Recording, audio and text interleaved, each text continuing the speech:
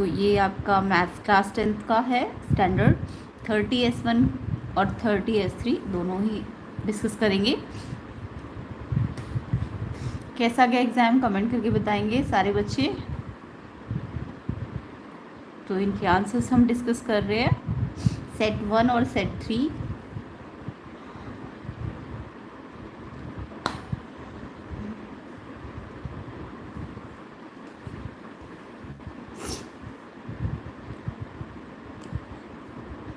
तो वीडियो को ज़्यादा से ज़्यादा शेयर कर दीजिए एंड चैनल में नए हैं तो सब्सक्राइब कर लीजिए।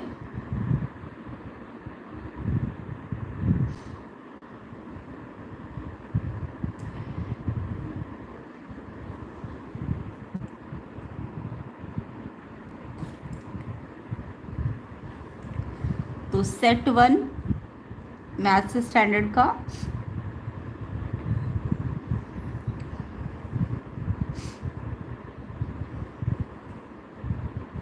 इसके बाद सेट 3 के भी साथ साथ डिस्कस करेंगे।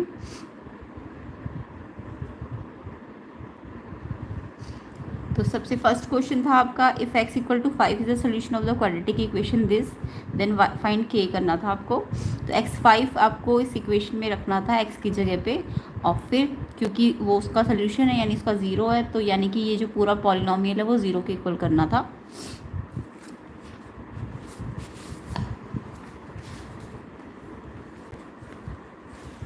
तो ऐसे करना था, इसे x की जगह आपको 5 रखना था जहाँ जहाँ x था, और फिर px जो पूरा पॉलिनोमियल है वो उसको 0 के इक्वल रखना था, क्योंकि वो सॉल्यूशन है ना उसका, या 0 है या रूट है। तो इस पूरे पॉलिनोमियल में x की वैल्यू रख के उसको 0 के इक्वल रखना था। तो इससे आपका k निकल जाएगा, सॉल्व करोगे तो k आएगा -11। बी ऑप्शन इसका करेक्ट होगा। तो जिस जिस बच्चे का आंसर -11 आया है यानी करेक्ट आंसर है।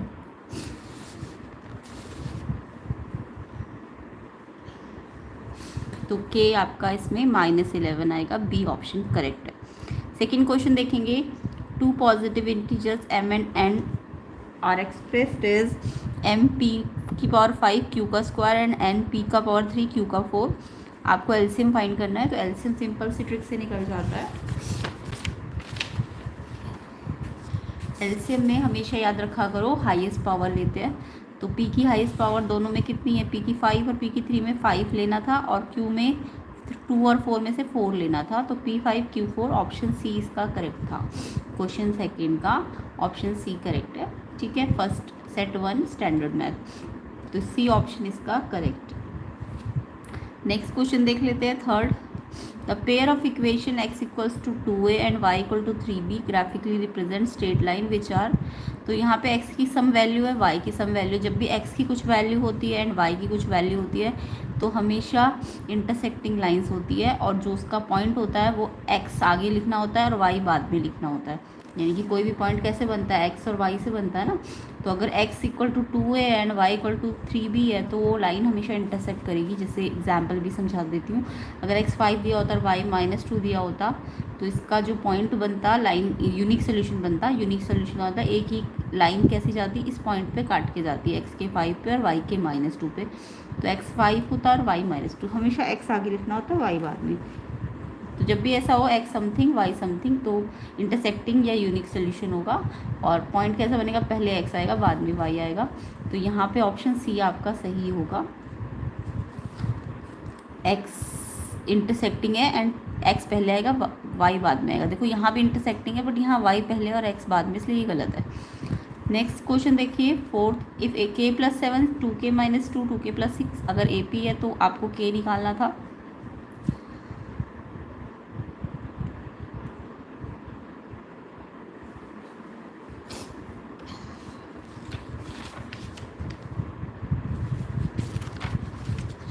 सेट 3 भी अभी सॉल्व होगा, इसके तुरंत बाद सेट 3 सॉल्व हो जाएगा।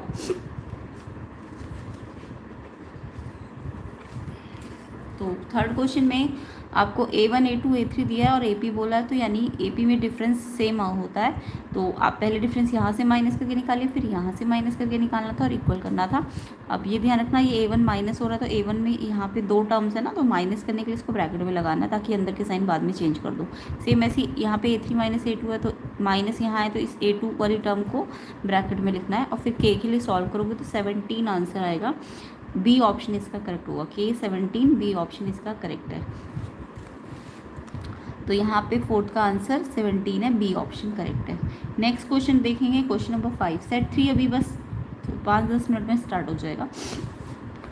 Question 5. In the given figure, PA, PB are two tangent drawn the circle with center O and radius 5. If APB 60 है, find the PA. तो यहाँ पे आपको PA निकालना है। तो PA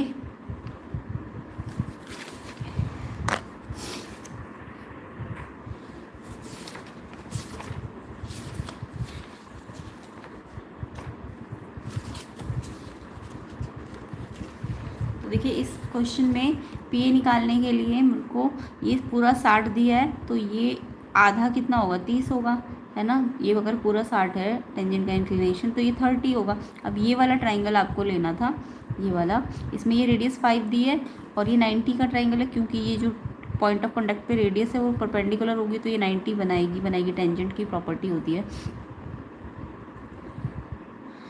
तो ये राइट एंगल ट्राइंगल लेना था, इसमें 90 के अपोजिट ये हाइपोटेन्यूज है और ये रेडियस जो है ये 90 के अपोजिट हाइपोटेन्यूज है, और एंगल अगर यहाँ है 30, तो 30 के साथ वाली लाइन बेस है और 30 के अपोजिट परपेंडिकुलर है। तो आपको ये पता है और ये निकालना था, तो 5/PA निकालना है। तो ये होगा P/B होता है tan थीटा, थीटा कितना है 30, ये वाला ट्राइंगल लिया है ना, 60 वाला थोड़ा ना लिया है, ये वाला लिया है। तो ये 60 था तो ये 30 है ना, तो ये tan 30 की वैल्यू रख देनी थी और फिर क्रॉस मल्टीप्लाई करके PA आएगा 5√3। बी ऑप्शन इसका आंसर है, बी ऑप्शन इसका आंसर है 5√3। फिफ्थ क्वेश्चन है ये, इसका आंसर 5√3 है। तो क्वेश्चन 5 का आंसर 5√3 है, बी ऑप्शन इसका करेक्ट है।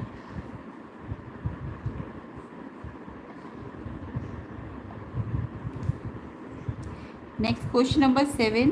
क्वेश्चन नंबर 6 देखेंगे पहले। तो यहाँ पे आपका ये लाइन पैरेलल बोली है MN और PS, तो यहाँ पे या तो BPT लगेगी या सिमिलैरिटी थ्योरम लगती है, लेकिन आपको क्योंकि पैरेलल का यूज़ नहीं करना तो आप BPT लगा सकते हो इसमें। तो BPT में कुछ नहीं करना, अगर MN PS के पैरेलल है, MN PS के पैरेलल है, तो आपको पता है ये रेशो बनेगा OM/MP ON/NS, है ना। ये वाला रेशो बनेगा OM/MP ON/NS। OM गिवन नहीं है, MP आपको गिवन है, ONP और NS ये सब गिवन है। OM आप पहले निकाल लो, ये डिवाइड में यहाँ मल्टीप्लाई में चला जाएगा। इसके बाद ये सॉल्व करके 6.8, OM आ गया 6.8। आपको OP निकालना है। OP किससे बना है, OP देखो किससे बना है आपका,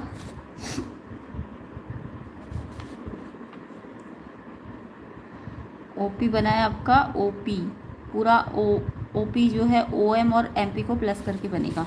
तो OP निकालने के लिए आप OM और MP को प्लस कर दो। OM आपको निकाल दिया आपने और MP आपका दिया हुआ था, तो इनको प्लस करके 15.3 आंसर आएगा। सी ऑप्शन इसका करेक्ट होगा। क्वेश्चन 6 का आंसर 6 होगा, ठीक है। तो ये 6 सी ऑप्शन है इसका 15.3। नेक्स्ट क्वेश्चन देखेंगे। All queen jack and aces remove कर दिया 52 में से, बाकी कार्ड में से एक कार्ड निकाला, किंग होना चाहिए। तो यहाँ पे आपको 52 कार्ड थे, बट इसमें से ऑलरेडी 4 क्वीन निकाल दी, 4 जैक निकाल दिए, 4 एस, यानी 12 कार्ड निकाल चुके हो। तो टोटल 52 कार्ड में से 12 कार्ड निकल गए। तो अब आपको प्रॉपर्टी 52 में से नहीं निकालनी, 40 में से निकालनी है। तो 40 नीचे आएगा और किंग की निकालनी है। किंग कितने हैं 4, तो 4/40 1/10 ए ऑप्शन इसका आंसर है। 7th का आंसर ए ऑप्शन है, ए 1/10 आंसर होगा इसका। 8th क्वेश्चन देखेंगे। PQ is the diameter of circle with centre 2-4 if the coordinate of the point PR -4 5 find the coordinate of Q। तो यहाँ पे आपको सर्कल का क्वेश्चन है, ये सर्कल में सेंटर गिवन था और PQ डायमीटर में P के पॉइंट गिवन है, बट Q के आपको निकालने हैं। तो जब भी सेंटर वाला क्वेश्चन होता है तो ये सेंटर जो होता है मिड पॉइंट होता है। तो मिड पॉइंट कैसे निकाला जाता है, सेंटर के कोऑर्डिनेट XY होते हैं और यहाँ के कोऑर्डिनेट X1 X2 Y2 होता है। तो x कैसे निकलता है सेंटर का, x1 x2 को ऐड करके 2 से डिवाइड करके। आपको x1 पता है, x पता है, क्वेश्चन में x2 निकालना है, क्रॉस मल्टीप्लाई करना, तो x2 आ जाएगा 8। सेम ऐसी y के लिए भी करो, y वाला पॉइंट पता है अंदर का, और y2 निकालना है, तो क्रॉस मल्टीप्लाई करोगे तो y2 आ जाएगा -13, और -13 यानी कि आपको ये वाला एंड पॉइंट निकालना था क्यों, तो ये इसके दोनों कोऑर्डिनेट लिखो, पहले x फिर y। x 8 आया इसका, और इसका y कितना आया -13। डी ऑप्शन इसका करेक्ट है, 8 और -13, डी ऑप्शन करेक्ट है इसका 8th क्वेश्चन का।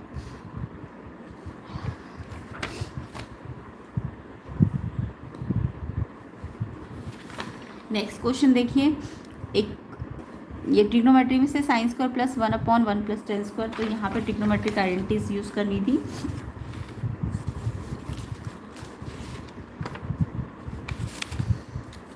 तो इस क्वेश्चन में sine square plus 1/1 + tan square था। 1 + tan स्क्वायर सबको आना चाहिए, सेक स्क्वायर होता है, इस आइडेंटिटी से sec square minus tan square 1 होता है, तो इससे हम 1 + tan स्क्वायर को सेक स्क्वायर लिख सकते हैं।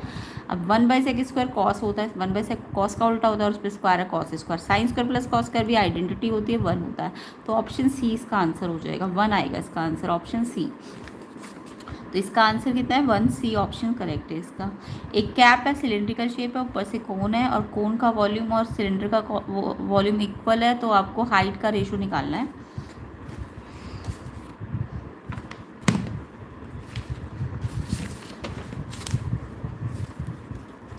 तो यहाँ पे सिलेंडर के ऊपर कोन है, तो वॉल्यूम दोनों के इक्वल बोले हैं क्वेश्चन में, तो सिलेंडर का वॉल्यूम πr²h, कोन का वॉल्यूम होता है πr²h, बट 1/3 करते हैं उसको, ठीक है। अब यहाँ पे रेडियस तो दोनों की सेम है क्योंकि कोन इसी पे सरमाउंटेड है, तो रेडियस तो r² रखनी है, बट हाइट दोनों की डिफरेंट है, इसकी h1 मान लो, इसकी h2 मान लो। आपको सिलेंडर का रेशो निकालना है किससे, कोन से, तो सिलेंडर की हाइट ऊपर आनी चाहिए और कोन की हाइट नीचे आनी चाहिए, तो यानी कोन की हाइट अगर नीचे आनी है तो इसको नीचे लेके आओ, तो ये यहाँ आएगा, यहाँ × है तो यहाँ डिवाइड में आएगा, अगर क्योंकि सिलेंडर को ऊपर रखना है ना, सिलेंडर पहले बोला और कोन बाद में बोला, तो सिलेंडर अपॉन कोन, सिलेंडर को यहीं रहने दो, कोन की हाइट को यहाँ ले आओ, पाई से पाई कट जाएगा, रेडियस सेम है कट जाएगी। अब यहाँ पे ये अगर यहाँ आया तो ये तो यहीं रहेगा, तो ये एज इट इज़ रहेगा, तो दोनों का जो रेशो है 1:3 आ जाएगा, ऑप्शन बी इसका आंसर होगा क्वेश्चन नंबर 10 का, 1:3, बी ऑप्शन इसका आंसर है। चलिए नेक्स्ट क्वेश्चन को देखते हैं। 7th term from the end of this AP में एंड से टर्म निकालनी थी। ये क्वेश्चन मैंने इतनी बार कराया था, वैसे तो सारे क्वेश्चन बहुत बार करा रखे थे, बट ये तो बहुत बार कराया हुआ है। 7th term from the end कैसे निकाली जाती है, एंड से जब भी निकालनी होती है कोई भी टर्म, तो एंड से टर्म निकालने के लिए एपी को रिवर्स करना चाहिए। तो अगर ये एपी बढ़ रही है, अब कैसे बढ़ रही है, कैसे पता चल रहा है आपको, 852 तो घट रही है, नहीं ये देखो माइनस के है, तो ये भी बढ़ रही है, तो जब मैं इसको रिवर्स करूँगी ना तो ये घटनी चाहिए, है ना, तो ये बढ़ रही है, क्योंकि कैसे पता चला बढ़ रही है, एक तो ये नेगेटिव नंबर जब छोटा होता है ना, छोटा होता है तो ये बढ़ रही होती है, यानी या तो आप डी निकाल के देखो इसका, ये सेकंड में से फर्स्ट को माइनस करके देखो, ये फिर माइनस, फिर इसमें भी माइनस है, माइनस माइनस प्लस, तो ये प्लस का 3, जब ये बढ़ रही होती है तो प्लस का डी हमेशा प्लस का आता है, यानी ये बढ़ रही है। तो अब आप एपी को उल्टा करोगे तो ये 49 पहले आएगा, फिर इसके बाद 3, यहाँ 3 प्लस बढ़ रहा था तो आप 3 घटाओ, इस अगर रिवर्स कर रहे हो तो, अगर ये प्लस का 3 दे रहा था ऐसे, तो ये अब माइनस का 3 कर, मतलब डी अब माइनस का 3 हो जाएगा, तो 3 3 घटता जाएगा, और फिर ये वाले जो ये वाले थे वो ऐसे से आएंगे, तो रिवर्स कर दिया एपी को। अब एपी की एंड से टर्म निकाल ली 7, तो 7 टर्म का ही फॉर्मूला लगाओ, a + 6d, लेकिन अब a चेंज हो गया और d भी चेंज हो गया, a अब 49 हो जाएगा और d +3 की बजाय -3 हो जाएगा। अब पहले मल्टीप्लाई कर देना, फिर -1 है तो लग जाएगा, और इसमें से इसको माइनस करके 31 आएगा आंसर, ऑप्शन सी इसका आंसर है, ऑप्शन सी 31 इसका आंसर है 11 का। वीडियो को शेयर कीजिए ज़्यादा से ज़्यादा, लाइक भी कर दीजिए। सेट 3 अभी बस इसके डिस्कस करने के बाद सेट 3 को सॉल्व करेंगे। Next question number 12, the diagonals of a rhombus ABCD intersect कर रहा है ओ पे, taking O as centre and arc of radius 6 is drawn intersecting OA OD at E and F, find the area of the sector.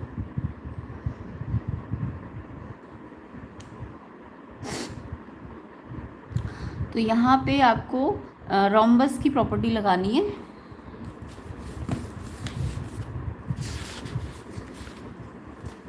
तो देखो rhombus में क्या होता है, ये रोम्बस के अंदर बोला था, रोम्बस ये है, इसके डायगोनल इंटरसेक्ट कर रहे हैं ओ पर, तो ये ओ है। अब ये रोम्बस की प्रॉपर्टी डायगोनल ना जहाँ इंटरसेक्ट करते हैं ना वहाँ पे ये 90 डिग्री बनाते हैं, यानी जितने भी ये इंटरसेक्टिंग पॉइंट है इसके साथ ये 90 डिग्री बनाते हैं, यानी परपेंडिकुलर होते हैं डायगोनल। तो अब इन्होंने क्या कहा, सेंटर से हमने एक आर्क लगा दी। अब ये आर्क ने इस ए ओ को ई पे काटा और ओ डी को एफ पे काटा, तो ये जो ओ ई एफ बना है ना एक सेक्टर बन जाएगा, और सेक्टर में भी 90 वाला है तो क्वाड्रेंट बन जाएगा। तो लगाओगे सेक्टर का ही फॉर्मूला, बस थीटा कितना बनेगा 90, क्योंकि इसकी डायगोनल 90 पे बाइसेक्ट करते हैं। तो थीटा की जगह 90/360 रेडियस दी हुई थी, 2 बार लिखनी थी। सॉल्व करोगे 9 पाई सेंटीमीटर स्क्वायर आंसर आ जाएगा। ए ऑप्शन इसका आंसर हो जाएगा, ऑप्शन ए इसका आंसर है 9 पाई सेंटीमीटर स्क्वायर। क्या आएगा answer, 9 pi centimetre square. A option इसका करेक्ट आंसर है।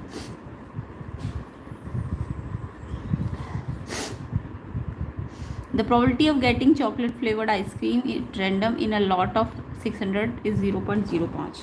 तो यहाँ पे आपको probability given है,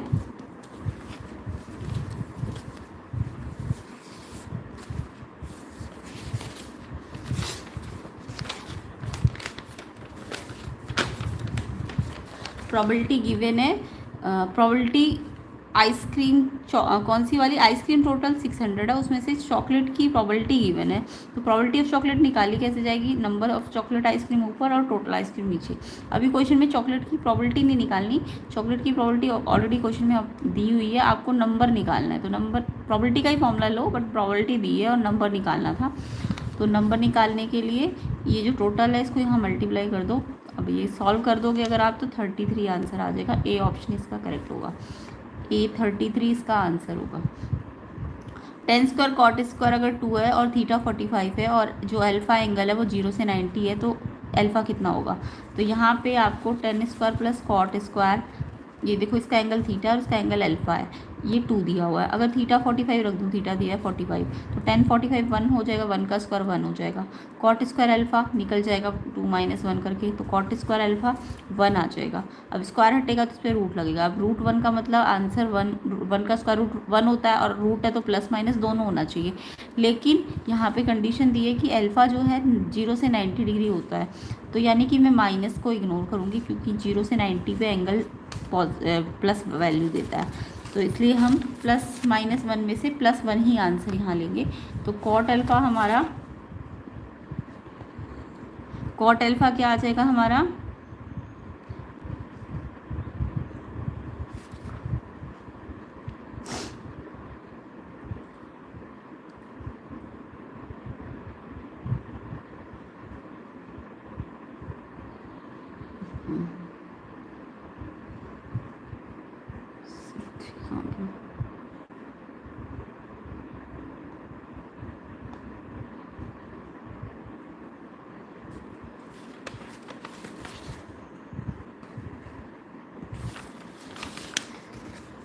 तो कॉट अल्फ़ा हम +1 लेंगे, ठीक है, +1 लेंगे। तो कॉट अल्फ़ा तो 1 ले लिया। अब अल्फ़ा निकालना है तो इस 1 को कॉट में चेंज करो तभी अल्फ़ा निकलेगा। तो 1 कॉट 45 होता है, तो अल्फ़ा आपका 45 आ जाएगा। ऑप्शन बी इसका आंसर है, ऑप्शन बी आंसर होगा इसका। तो किस किस बच्चे का अल्फ़ा 45 आया था कमेंट करके बताइए। 45, बी ऑप्शन इसका आंसर है। क्वेश्चन 14 का आंसर बी ऑप्शन है 45। Next 15, the point on x axis equidistance from this and this point.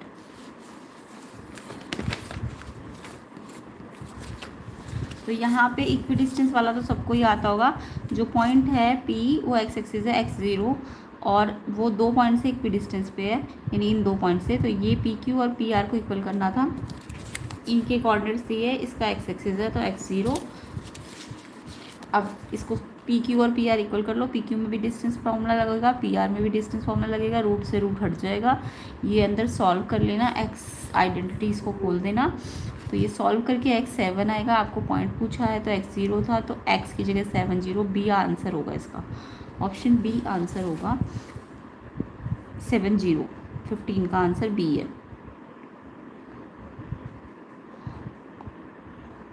ठीक है। तो 16th आपका, if the length of an arc of circle subtending angle 60, its centre is 22, then the radius of circle. तो यहाँ पे arc जो है वो दी हुई है, कितनी दी है इज 22, आर्क लेंथ की आर्क 22 और एंगल 60, आपको रेडियस निकालना था। तो सिंपल सा क्वेश्चन था, लेंथ ऑफ आर्क गिवन है 22 एंड लेंथ ऑफ आर्क का फॉर्मूला ले लेना था 2 pi r theta upon 360 equal to 22, 2 pi की जगह वैल्यू रख दो 22/7, रेडियस निकालनी है, एंगल कितना दिया 60 अपॉन में 360 इक्वल टू 22, ये कट जाएगा 60 से 6 पे, रेडियस निकालनी है तो ये सारा जो ऊपर है वो तो नीचे डिवाइड में चला जाएगा और 7 मल्टीप्लाई में आ जाएगा और 6 भी है ये दोनों ऊपर आ जाएंगे और ये दोनों नीचे आ जाएंगे, कैंसिल कर देना 22 से 22, 2 से 6 3 पे 7 3 जा 21 आंसर आएगा इसका। आर आ जाएगा 21 सेंटीमीटर, कितना आएगा 21 सेंटीमीटर, बी ऑप्शन सही है इसका, बी ऑप्शन। 17 देखेंगे, length of shadow on the ground of pole √3 times है हाइट ऑफ द पोल, तो आपको एलिवेशन ऑफ सन निकालना है।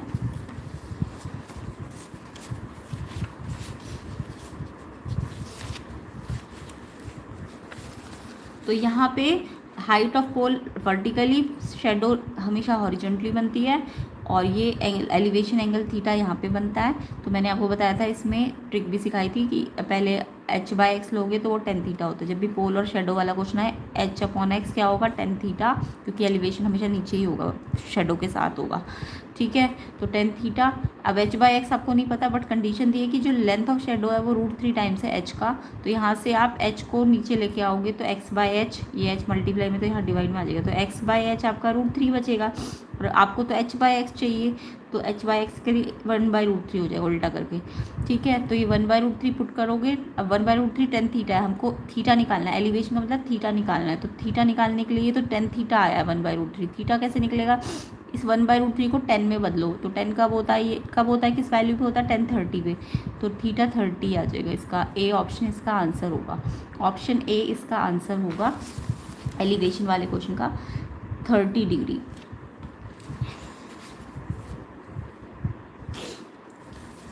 नेक्स्ट क्वेश्चन देखेंगे 18, 2 dice are thrown at the same time and product of the number appearing on them is noted, the probability that the product of the number lie between 8 and 13।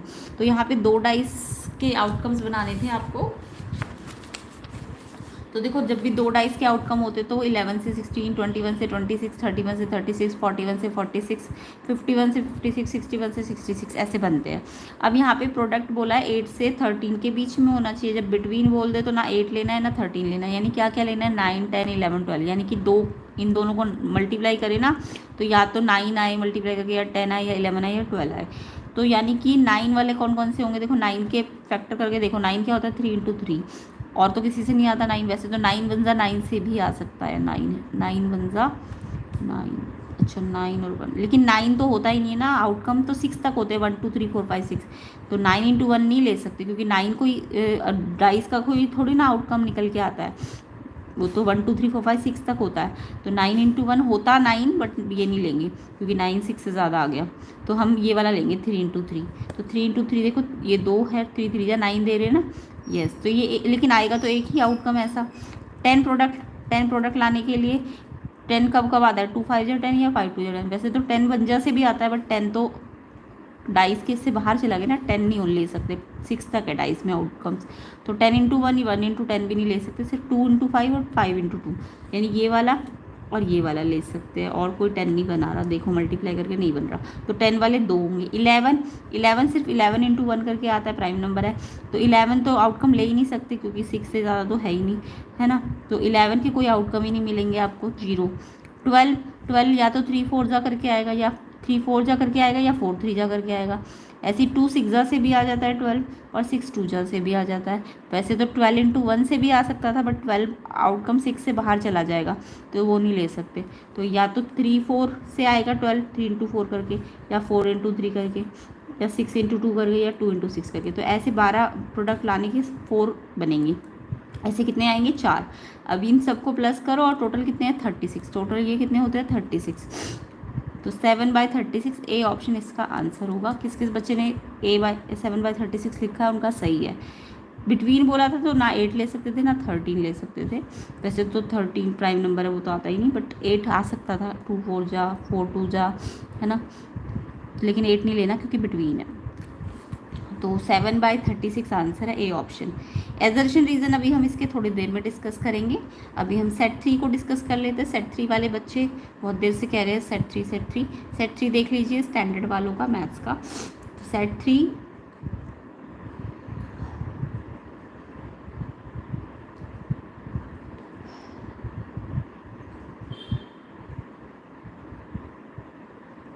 30S3 के answer solve कर रहे हैं, जल्दी से देख लीजिए।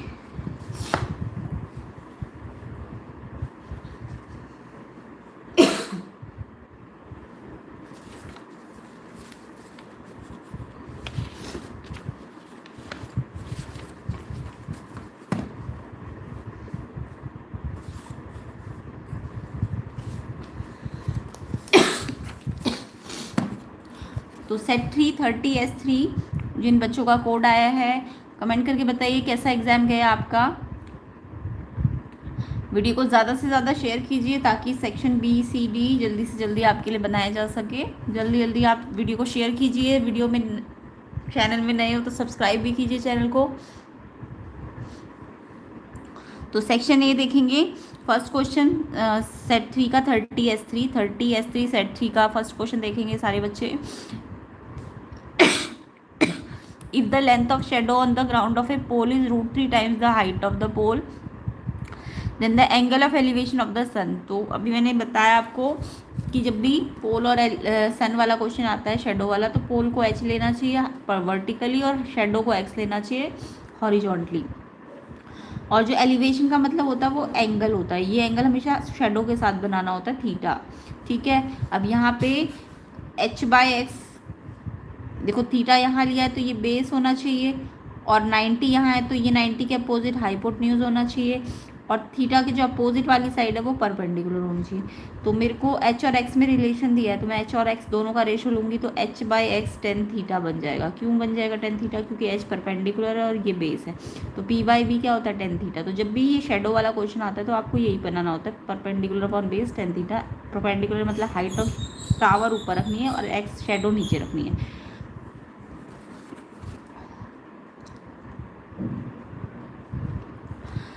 तो h/x tan theta, h/x tan theta, tan theta दिया है आपको? नहीं दिया।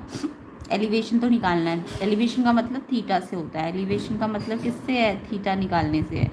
तो tan थीटा हमें नहीं पता, बट हमें एक चीज़ पता है, ना तो हमें हाइट पता है, ना एक्स पता है, ना थीटा पता है, बट हमें एक कंडीशन दे रखी थी क्वेश्चन में कि जो शेडो की लेंथ है वो √3 टाइम्स है हाइट का। तो शेडो क्या है? एक्स और √3 टाइम्स है हाइट का। ये आपको रिलेशन कंडीशन दे रखी थी। तो यहाँ से आपको h/x चाहिए ना, तो आप h/x कैसे बनाओगे? पहले x/h बना लो। x को यहीं रखो, ये h नीचे डिवाइड में आ जाएगा क्योंकि n2 है। तो x/h अगर √3 है और x/h तो मिल गया बट h/x चाहिए। तो h/x करने के लिए आपको इसे उल्टा करना पड़ेगा, रेसिप्रोकल 1/√3। तो h/x कितना आ जाएगा? 1/√3 इक्वल टू tan थीटा। अब ये tan थीटा है तो ये भी tan थीटा में बदल दो। tan कब होता है? ये 30 पे। ये tan थीटा आया, थीटा निकालना है तो tan थीटा है तो ये तो आ गया tan थीटा, बट थीटा निकालने के लिए इसको 10 में बदलो। tan 30 पे होती है ये वैल्यू। तो अब थीटा आपका कितना आ जाएगा? 30 डिग्री। तो एलिवेशन कितना आ जाएगा? 30 degree. A option first question का आंसर हो जाएगा 30 डिग्री। अभी डाइस वाला क्वेश्चन अभी मैंने 5 मिनट पहले कराया था। 2 डाइस का प्रोडक्ट 8 से 13 आना चाहिए। 8 से 13 का मतलब बिटवीन बोला है तो ना 8 ले सकते हो, 13 वैसे आएगा नहीं, वो भी नहीं लेना। क्या क्या ले सकते हो? 9, 10, 11, 12। अब ये 9 वाले मैंने अभी बताए थे आपको। 9 वाले ऐसे कौन कौन से आउटकम आएंगे? 3, 3 वाला, 3, 3 या 9 है ना। और 10 वाला डाइस के अंदर आएगा एक तो 2, 5 वाला और एक 5, 2 वाला। और 11 वाला तो कोई भी नहीं आएगा 11 प्रोडक्ट लाने का। 11 क्योंकि 11 बनजा 11 होता है और 11 डाइस में आता नहीं है। 12 वाले 3, 4 आएगा, 4, 3 आएगा, 2, 6 2 और 6 आएगा और 6, 2 आएगा। तो ऐसे कितने आएंगे? 1, 2, 3, 4, 5, 6, 7। तो 7 और टोटल आउटकम्स कितने आएंगे? 36। तो इसका आंसर होगा 7/36 प्रोडक्ट अगर 8 से 13 के बीच में लाना है। तो ए ऑप्शन इसका आंसर होगा। ए ऑप्शन आंसर होगा। नेक्स्ट क्वेश्चन देखते हैं।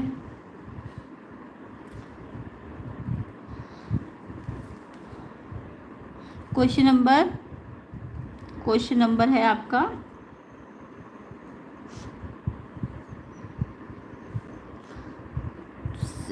Third. If K3 is the point of intersection of the linear x plus py equal to 6 and x equal to 15 then KP will be. ये क्वेश्चन थोड़ा अलग है, ध्यान से देखिए इस क्वेश्चन को कैसे करना है।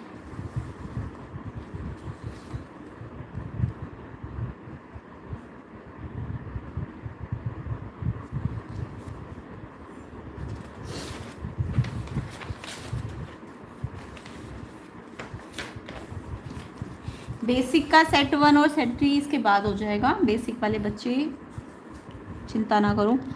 क्वेश्चन नंबर 3, K3 आपको बोला है पॉइंट ऑफ इंटरसेक्शन है इस लाइन का और x इक्वल टू 15 का। एक लाइन है x plus p y equal to 6 और x इक्वल टू 15 दिया है। तो अगर ये पॉइंट इस लाइन का इंटरसेक्शन है और x 15 है तो x की जगह तो 15 रख दो प्लस p भी है ना, हाँ 15 प्लस पी वाई कितना आ जाएगा 6।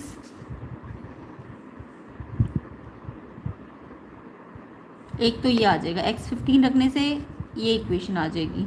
फिर ये वाला भी इस इक्वेशन का सोल्यूशन है, बोल रहा है पॉइंट ऑफ इंटरसेक्शन है ना इसका, तो यानी ये K3 भी इस इक्वेशन में रख दो। x की जगह k प्लस पी, y की जगह कितना रख दोगे 3 और इक्वल टू क्या है 6। तो यहाँ से k plus 3p equal to 6 आ जाएगा।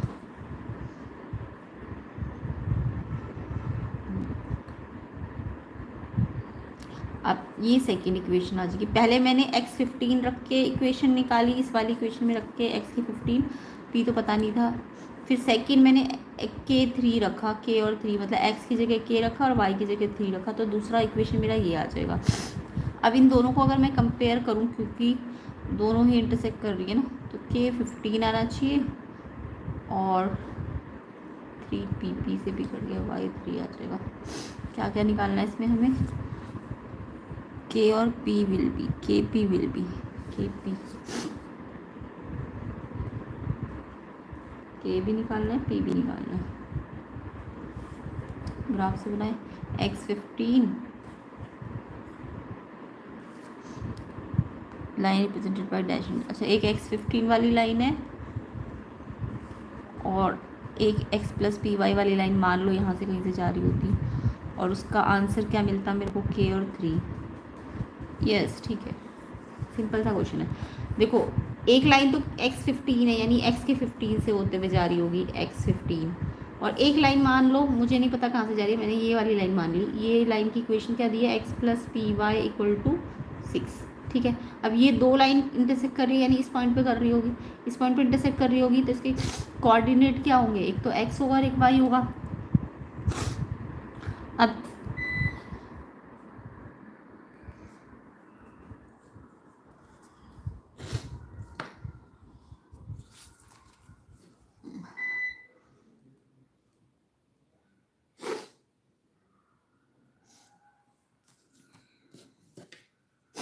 बेसिक 3 सेट, बेसिक का इसके बाद हो जाएगा आपका सेट 3 स्टैंडर्ड। ही तो हो रहा है ये,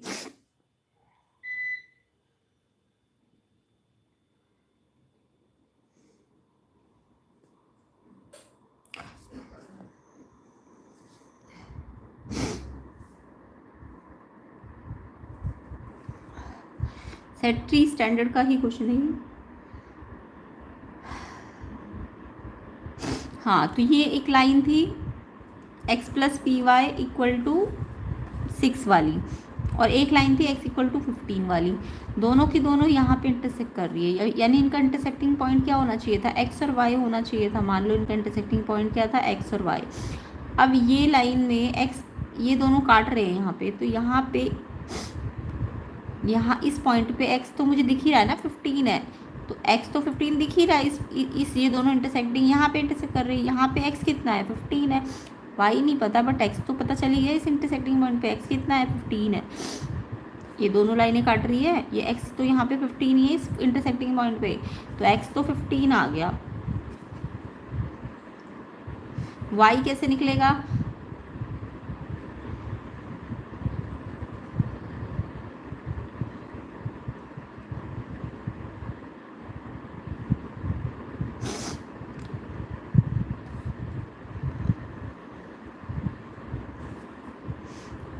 या तो हम इसको रख रख के भी देख सकते हैं, x plus p y equal to 6। मेरे को x तो मिल गया 15,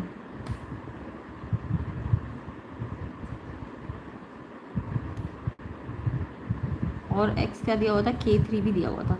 ये इंटरसेक्टिंग पॉइंट आपको k3 भी दिया हुआ है, यस। तो देखो अगर मैं इस इंटरसेक्टिंग पॉइंट को एक्स वाई मान रही हूँ और ये पॉइंट आपको k3 भी दिया ही हुआ है, तो x तो मेरे को इस इंटरसेक्टिंग पॉइंट पे 15 मिला था ना, तो k तो मेरा 15 ही हो जाएगा। अब y मुझे निकालना है, तो k मैंने निकाल लिया 15। अब k की वैल्यू मैं इस इक्वेशन में रख दूंगी, k की जगह 15 प्लस 3p इक्वल टू 6।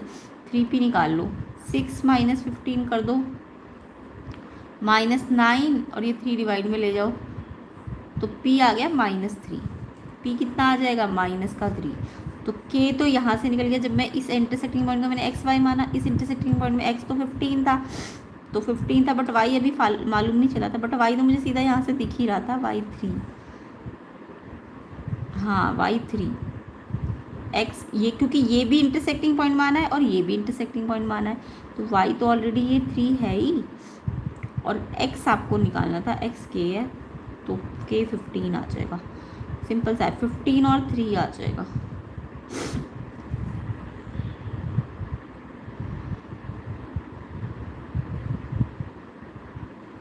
-3 है ऑप्शन में कहीं, 15 3 और -3 भी है।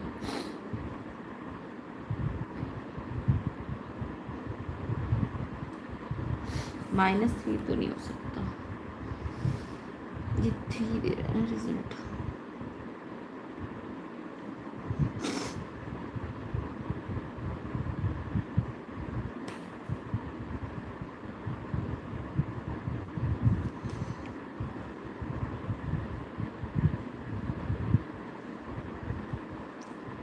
यस ये तो y3 आया, p निकालना है, -3 आएगा p। हमें क्वेश्चन में क्या निकालना है, kp, y थोड़ा निकालना, kp निकालना है। 15 -3 आएगा करेक्ट आंसर, 15 -3, क्योंकि हमें k के साथ p निकालना है ना। k मेरा ऐसे करके आ गया, ये पॉइंट इंटरसेक्टिंग हमने एक्स वाई माना, x यहाँ पे हमें दिख ही रहा था 15 था, और साथ में ये पॉइंट k3 भी दिया है, तो एक्स वाई पॉइंट k3 के बराबर है, तो x तो k के बराबर है, तो k 15 आ गया, और y 3 के बराबर है।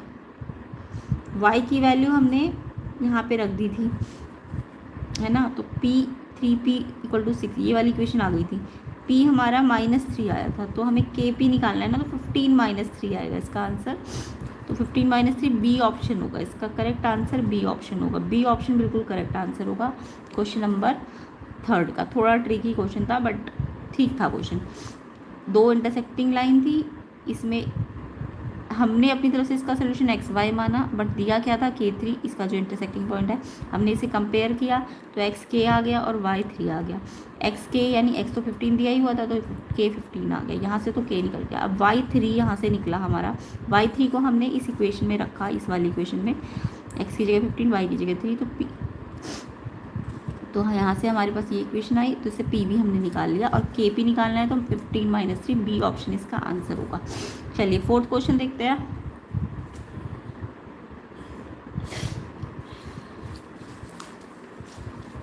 Question 4, the point on axis equi distance, इसका आंसर अभी मैंने बताया था आपको 70। क्वेश्चन 4 का आंसर अभी सेट 1 में बताया था मैंने, बी आएगा 70। ठीक है, डिटेल में चाहते हो तो सेट 1 के इस क्वेश्चन को देख लेना। पी क्यू पी आर की इक्वल रखना था, डिस्टेंस फॉर्मूला लगाना था, तो 7 आ जाएगा x, और 70 इसका पॉइंट आ जाएगा। 5th क्वेश्चन,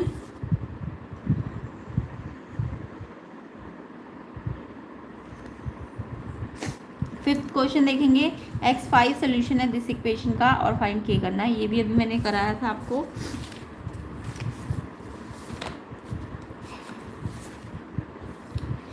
अगर x5 इसका सोल्यूशन है, सोल्यूशन का मतलब जीरो है, x5 जीरो है ना, सोल्यूशन को जीरो कहते हैं, तो px पूरा पॉलिनॉमियल जीरो होना चाहिए 5 वैल्यू पे। तो यहाँ पे px ही पूरा है ना, तो x की जगह 5 रख दो, और फिर क्योंकि ये सोल्यूशन है तो पूरा px जीरो के बराबर भी रखना पड़ेगा। अब इसे सॉल्व कर लो k के लिए, k के लिए सॉल्व करोगे तो ये -11 आएगा। आंसर क्या आएगा इसका? -11, बी ऑप्शन इसका आंसर होगा। फिफ्थ का आंसर आपका -11 आएगा, -11 बी ऑप्शन है। क्वेश्चन 6 ये थोड़ा अलग है। क्वेश्चन 6 देखेंगे। यहाँ पे आपको ये ट्राइंगल दिया हुआ है एक्स वाई जेड और MN लाइन पैरेलल दी है, इस YZ के बोल दिया है इन्होंने, पैरेलल है MN YZ के, और XY 6 दिया है, XY पूरा दिया हुआ है 6 आपको, और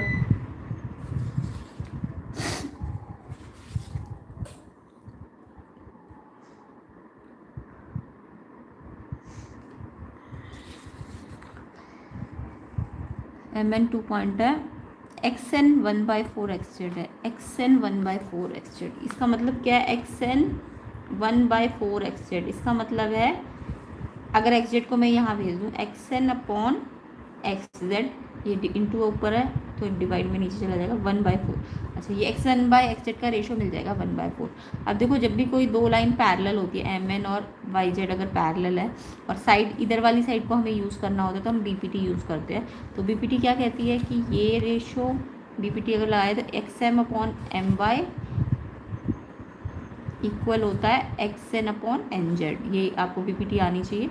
जब भी लाइन पैरेलल होगी तो या तो BPT या सिमिलर ट्रायंगल थ्योरम लगती है। अभी हमने BPT लगाई है, जब हम सिर्फ साइड वाली लाइनों को यूज़ करते हैं तो BPT लगाते हैं। तो XM/MY हमें नहीं पता, XN/NZ हमें पता चल गया 1/4, और XM/MY अभी हमें नहीं पता, बट हमें पूरा XY पता है।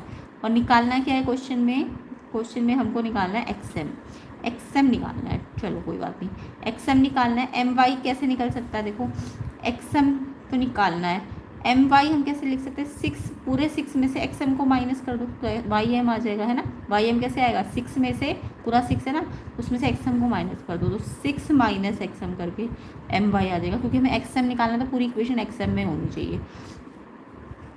अब क्रॉस मल्टीप्लाई कर लो, 4XM और ये पूरा 1 से मल्टीप्लाई होकर एज इट इज आ जाएगा।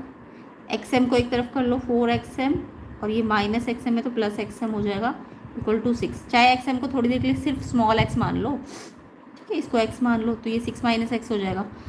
तो 4XM और 1XM कितने XM हो जाएंगे? 5XM 6, तो XM निकल के आएगा 5, यहाँ इंटू है वहाँ डिवाइड में आ जाएगा, 6/5 आना चाहिए आंसर। 6/5 किस किस बच्चे का आया? 6/5 को डिवाइड कर लेना, 6 अंदर, ऊपर वाला अंदर होता, 5 बाहर होगा, 5 1 जा 5, 5 2 जा 1.2 आएगा इसका आंसर।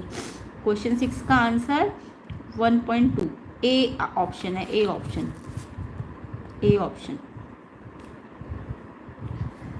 6 का आंसर ए ऑप्शन है, 1.2 सेंटीमीटर, ए ऑप्शन सही है इसका।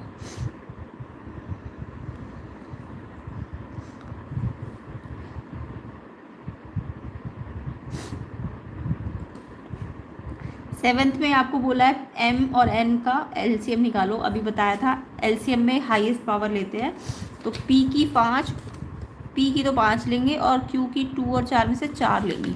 LCM में हमेशा हाईएस्ट पावर लेते हैं, तो LCM में हाईएस्ट पावर, P की पावर हाईएस्ट कितनी है? 5, हाईएस्ट कितनी है? 5, और Q की हाईएस्ट कितनी है? 4, तो P की 5 Q की 4, ये आपका LCM आ जाएगा, ठीक है। ऑप्शन नंबर सी इसका करेक्ट होगा क्वेश्चन 7 का। क्वेश्चन 8 देखिए,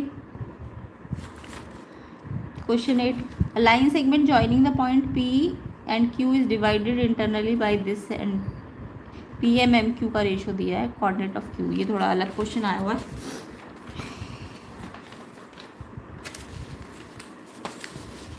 सेट 3 थोड़ा बाकी सेट से थोड़ा सा का डिफ़िकल्टी लेवल थोड़ा ज़्यादा है सेट 3 का। सेट 1 2 तो इजी थे, बट बच्चों के लिए, टीचर्स के लिए नहीं। Question 8, A line segment joining the point P and Q. एक लाइन सेगमेंट है, पी एंड क्यू को ज्वाइन कर रही है। उसके बाद बोला पी के पॉइंट -5 11 है और Q is divided by point M. ये इसको पॉइंट एम डिवाइड कर रहा है 2 और -3 में। And P M M Q का रेशो दिया हुआ है, यानी 7:2। पी एम और एम क्यू का रेशो 7:2 है। क्यू के कोऑर्डिनेट निकालने, सिंपल। क्यू के कोऑर्डिनेट x2 y2 मान लो, क्योंकि एंड वाले पॉइंट है ना ये, तो ये x1 y1 होता है, ये x2 y2, अंदर वाला पॉइंट xy होता है, और ये रेशो होता है mn। m 7 है, n 2 है, mn कितना है 7:2। अब यहाँ पे कुछ नहीं है, जब भी रेशो आपको दिया हो या निकालना हो तो सेक्शन फॉर्मूला यूज़ करेंगे। सेक्शन फॉर्मूला लगाना था यहाँ पे आपको। तो सेक्शन फॉर्मूला क्या कहता है, ये जो x पॉइंट है ये कैसे निकलेगा, m को तो x2 से मल्टीप्लाई करते हैं और n को x1 से, और नीचे m + n। ऐसे ही y कैसे निकलता है, m को y2 से मल्टीप्लाई करते हैं और n को y1 से और प्लस करते हैं और फिर नीचे m + n। इस तरह से x y अंदर के पॉइंट निकलते हैं, बट अंदर के पॉइंट नहीं निकालने, ये वाला पॉइंट निकालना है हमको। x दे रखा है, यहाँ पे x दे रखा है 2। m कितना है, m 7 है। x2 कितना है, 7 को x2 तो नहीं पता हमको, ये ऐसे ही रखो। n कितना है, 2, n 2 है। x1 आपका -5 है मल्टीप्लाई में, अपॉन में 7 + 2। अब सॉल्व कर लो x2 के लिए। 2 7 x2, 2 5 10, माइनस का एक माइनस है ना मल्टीप्लाई में, तो लगेगा 7 और 2 9, क्रॉस मल्टीप्लाई कर लो। 9 2 जा 18, ये पूरा 1 से मल्टीप्लाई हो जाएगा। अब 7x2 को यहीं रहने दो, ये माइनस है वहाँ जाके प्लस हो जाएगा।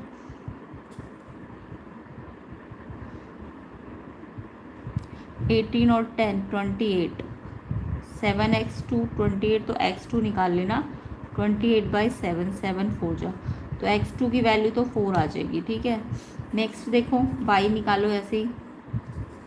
y कितना आएगा, y की जगह -3 रख दो। m कितना है 7 × y2 तो निकालना है, प्लस n 2 है, y1 कितना है 11,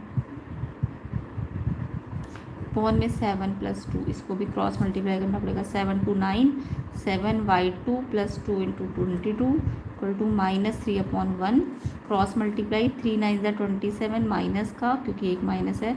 7y2 + 22, 7y2 22 प्लस है, वहाँ जाके माइनस हो जाएगा, एंड 27 भी ऑलरेडी माइनस का ही है, ये जाएगा, इसका साइन बदलेगा, इसका नहीं बदलेगा। Minus minus plus, sign minus का।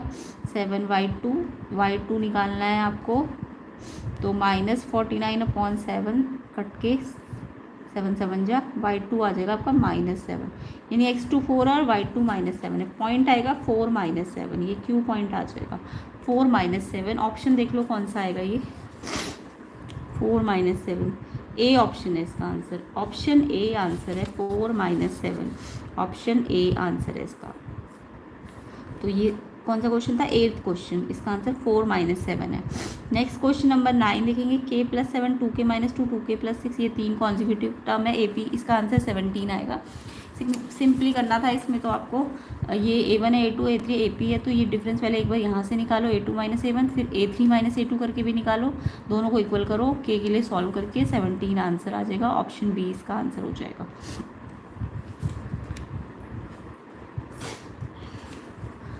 तो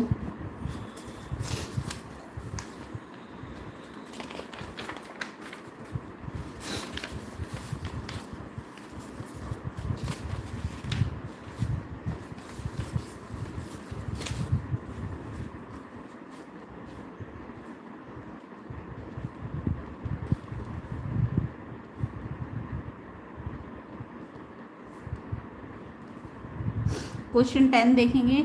ये रोम्बस वाले का आंसर बता देती हूँ, 9 पाई cm² आएगा। अभी मैंने थोड़ी देर पहले समझाया था, देख लेना, सेट 1 में समझा रखा है। 9 पाई cm² आएगा इसका आंसर। सेट 1 अभी थोड़ी देर पहले जो कराया था उसमें इसका आंसर समझाया गया। 11th क्वेश्चन थोड़ा अलग है, देखो।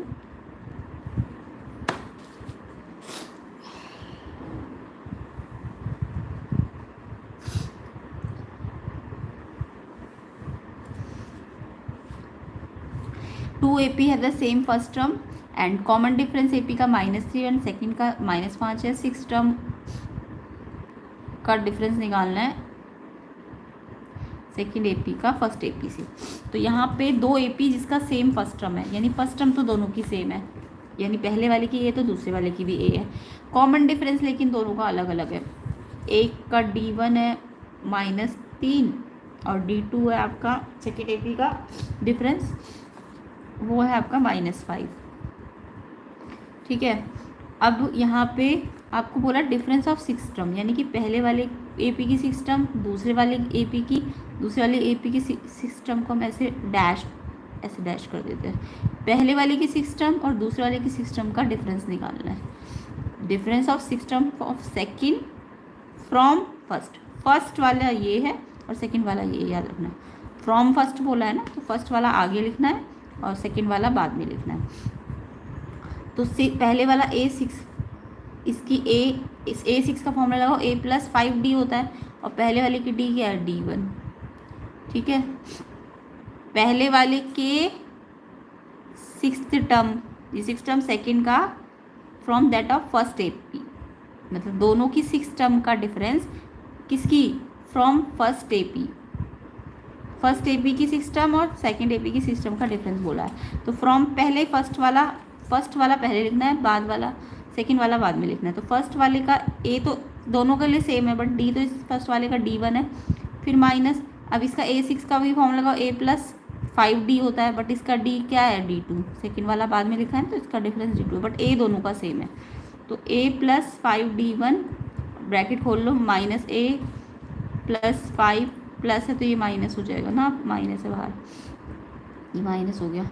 इससे A कट सकता है क्योंकि A दोनों का सेम है, ये नहीं कट सकता। 5 कॉमन ले लो, D1 - D2। अब 5 D1 कितना था -3, फिर माइनस ये फॉर्मूले का आ गया और D2 पे भी माइनस है, तो 5 - 3, 2 माइनस माइनस आपस में क्या हो जाएंगे प्लस। 3 + 5 कितना होता है 2, प्लस माइनस -2, प्लस का ज़्यादा है और इंटू 5 कर दो तो 10 आ जाएगा इसका आंसर, 10। आप चाहे 6 टर्म का डिफरेंस निकालो तब भी 10 ही आएगा, चाहे 10th टर्म का निकालते तब भी 10 इतना ही आता, क्योंकि A तो कट जाता और 10। अच्छा बस ये ध्यान रखना, 5 है तो 5 से मल्टीप्लाई हो जाएगा डिफरेंस, यानी ये तो आएगा हर बार, बट ये नंबर चेंज होएगा हर बार। अगर 10 है तो यहाँ 10 बाहर आ जाएगा, जैसे यहाँ 5 आया था वहाँ 10 आएगा, बट ये D1 D2 2 ही रहेगा, तो डिपेंड करेगा 5 है 10 है, बस 2 तो सेम आएगा। तो 10 है इसका आंसर, डी ऑप्शन है इसका आंसर।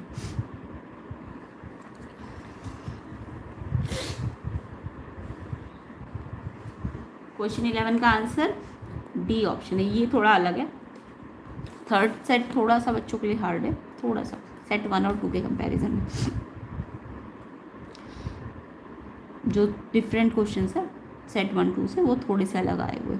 नेक्स्ट क्वेश्चन देखिए, प्रोबेबिलिटी वाला अभी थोड़ी देर पहले बताया था मैंने।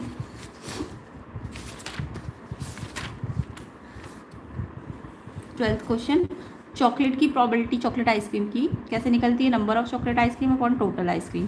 टोटल आइसक्रीम दी हुई थी, प्रोबेबिलिटी भी दी हुई थी और नंबर ऑफ चॉकलेट आइसक्रीम निकालनी थी। तो हमने कई बार क्वेश्चन में प्रोबेबिलिटी निकालनी थी, बट यहाँ प्रोबेबिलिटी दी हुई थी और ये निकालना था जो फेवरेबल था। तो ये निकालने के लिए 600 को यहाँ मल्टीप्लाई करना था, मल्टीप्लाई करना तो आता ही होगा। 33 आंसर है, ए ऑप्शन।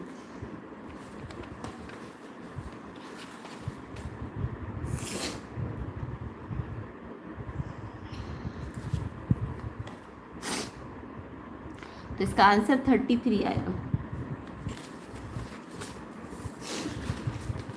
क्वेश्चन नंबर 12 का आंसर 33 आएगा। 33 आइसक्रीम्स है, ठीक है।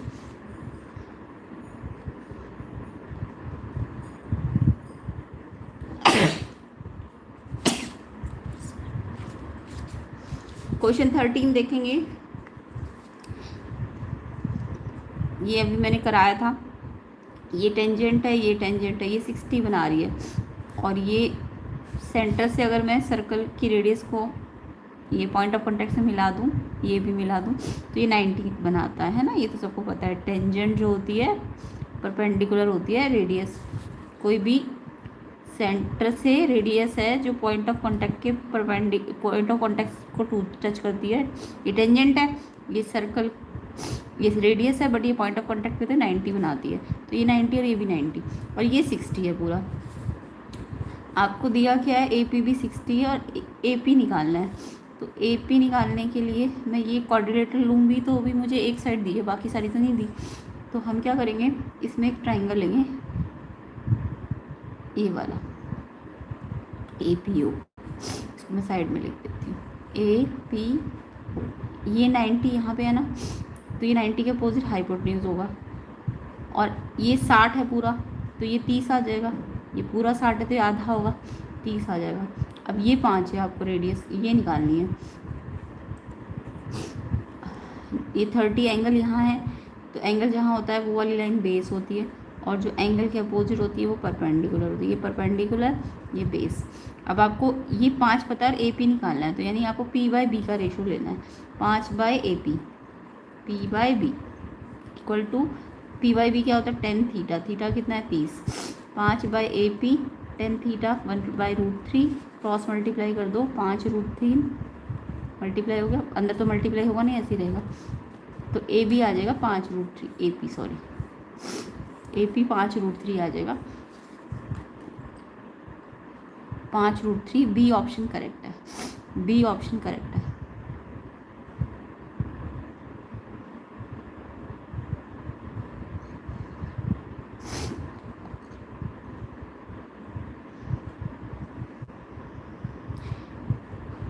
बी ऑप्शन ठीक है इसका, 5√3। नेक्स्ट क्वेश्चन देखिए, ये क्वेश्चन तो इतनी बार कराया हुआ था, प्लेलिस्ट सेक्शन में भी बहुत ज़्यादा क्वेश्चन थे ये वाले।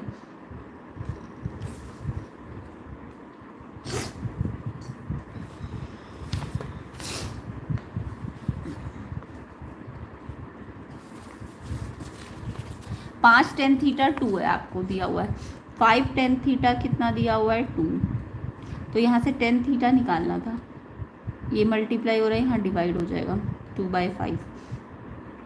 अब 10 थीटा इसमें कैसे रखें यहाँ पे, तो जब भी मैंने क्वेश्चन ऐसा करा रखा था बहुत बार कि जब भी 10 थीटा दिया और साइन और कॉस में क्वेश्चन होता है तो हम एक ट्रिक लगाते हैं, ध्यान से देखेंगे उस ट्रिक को।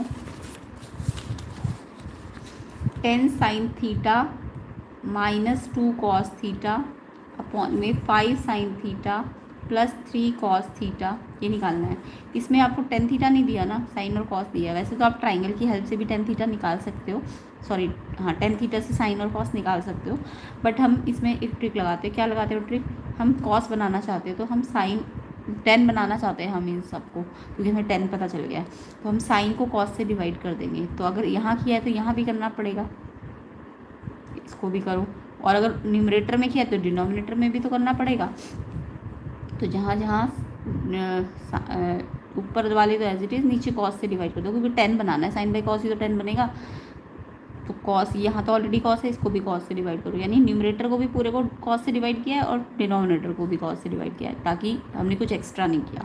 ठीक है, अब ये साइन बाई कॉस तो 10 बन गया, बट ये वाला कट गया तो 2 बचा बस। ऐसी 5 साइन बाई कॉस क्या बन गया, 10 बन गया, और फिर से इसमें भी कॉस कट गया 3। अब 10 की वैल्यू कितनी आई थी, 2/5। 10 थीटा कितना आया था, 2/5 ना। 10 थीटा कितना था, यहाँ 5 डिवाइड में चला गया था, 2/5। तो 10 थीटा आपका 2/5 यहाँ पे रख दो। अब इसमें 10 × 10 थीटा 2/5 मल्टीप्लाई हो रहा है ना, ये -2, 5 × 2/5 माइनस का 3, माइनस है प्लस है यहाँ पे प्लस है ना क्वेश्चन में, प्लस है नीचे, प्लस ये 5 से ये काट सकता है, मल्टीप्लाई हो रहा है क्योंकि 5 2 जा ऊपर नीचे, 2 2 जा 4 -2, ऐसे ये भी कट जाएगा, 2 + 3 4 -2 2/5 आएगा आंसर इसका, 2/5 ए ऑप्शन है इसका आंसर, 2/5 ए ऑप्शन।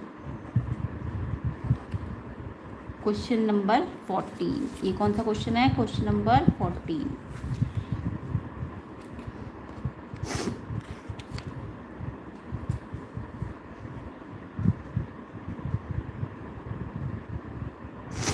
तो इसका आंसर कितना आया, 2/5 ए ऑप्शन इसका सही है।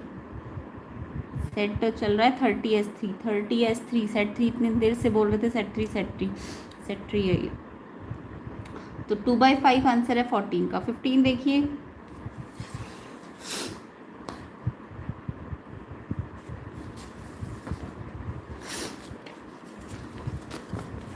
क्वेश्चन 15 सारे बच्चे देखेंगे। यहाँ सिंपल सा था, क्वीन जैक और एस हटा दिए 52 में से। 52 में से क्वीन एस जैक कितने होते, 12, 4 4 4 12 होते हैं ना, तो 12 नंबर के 12 कार्ड हटा दिए, 40 बचते हैं। तो प्रोबेबिलिटी 40 में से निकाली जाएगी, ना कि 52 में से। अब किसकी निकालनी है, किंग की। किंग कितने होते हैं, 4, 4 से काट दो इसको, तो 1/10 आंसर होगा। ऑप्शन ए इसका आंसर हो जाएगा, option A. Next question number 16, sector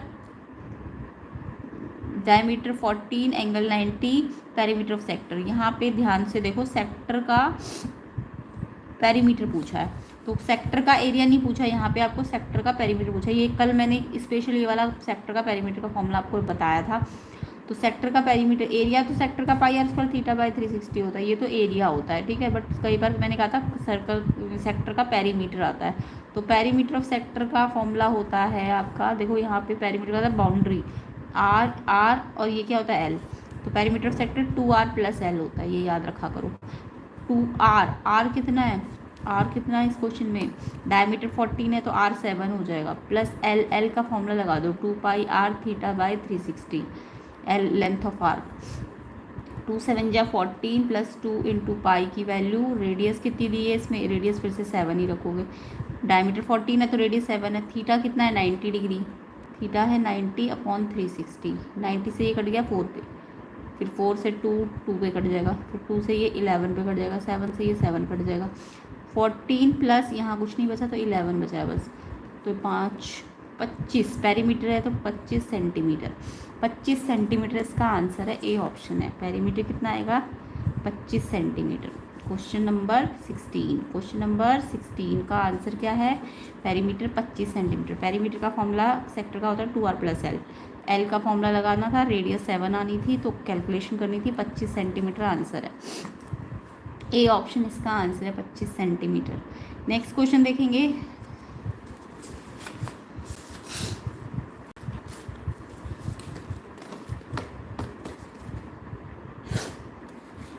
next question number 17, sin² theta + 1/1 + tan² theta. sin² theta को एज इट इज़ रखना है, 1/1 + tan² थीटा होता है sec² थीटा, ये आइडेंटिटी होती है, 1 + tan² sec² होता है, और 1/sec² cos² थीटा होता है, 1/sec किसका उल्टा होता है, cos का। And sin² theta + cos² theta फिर से आइडेंटिटी, ये कितना होता है 1, तो 1 आंसर है, ऑप्शन सी। 1 आंसर है, ऑप्शन सी इसका आंसर है। Question number 17, C option 1 answer आ जाएगा। नेक्स्ट क्वेश्चन देखिए, कैप सिलिंड्रिकल शेप की है, ऊपर से कोन है, अभी थोड़ी देर पहले कराया था, सिलिंड्रिकल शेप की है, ऊपर से कोन है, सरमाउंटेड है तो रेडियस दोनों की सेम है, v1 और v2 बराबर बोल दिए। सिलेंडर का वॉल्यूम कोन के वॉल्यूम के क्या बोला है, सिलेंडर का वॉल्यूम कोन के वॉल्यूम के इक्वल है, तो वॉल्यूम ऑफ सिलेंडर होता है πr²h और कोन का वॉल्यूम होता है 1/3 πr²h। आर तो दोनों के लिए सेम है बट हाइट दोनों की अलग है, इसकी h1 है और इसकी मान लो h2 है कोन की, तो इसकी h1 है और इसकी h2 है। कोन का 1/3 होता है तो इसकी h2 है, इसकी h1 है। आपको सिलेंडर का पहले बोला, सिलेंडर का वॉल्यूम पहले बोला और कोन का बाद बोला, इनका रेशो बोला है, ratio cylinder upon height of cylinder, height of cone. Height of cylinder को ऊपर रखना है तो हाइट ऑफ कोन को नीचे लेके आओ, पाई से पाई कट जाएगा, रेडियस दोनों में सेम है तो कट जाएगी, बट हाइट नहीं काटना, हाइट दोनों की डिफरेंट है। इसका सिलेंडर का ऊपर रखना है क्योंकि सिलेंडर पहले है और कोन नीचे है, तो कोन को यहाँ लाओ, तो ये यहाँ गया तो ये यहीं रहेगा, तो 1:3 आंसर आ जाएगा, 1:3। क्वेश्चन नंबर 18 कितना आ जाएगा, 1:3। बी ऑप्शन आंसर है, बी ऑप्शन इसका आंसर है।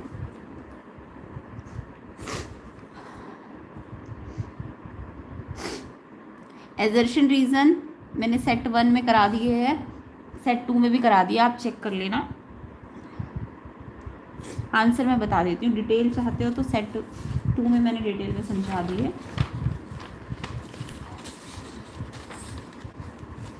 तो एजर्शन क्या है, एक ग्राफ इंटरसेक्ट करता है एक्स एक्सिस को 2 पॉइंट पे, तो उतने ही जीरो होते हैं, जितने पॉइंट पे इंटरसेक्ट करता है उतने ही जीरो होता है। दर्शन ठीक है, और रीज़न भी यही बता रहा है कि जितने नंबर ऑफ पॉइंट होते हैं उतने ही क्या होते हैं, जीरो होते हैं। तो रीज़न भी ठीक है और एक्सप्लेनेशन वाइज भी ठीक है। ए ऑप्शन इसका आंसर है। क्वेश्चन 20 का,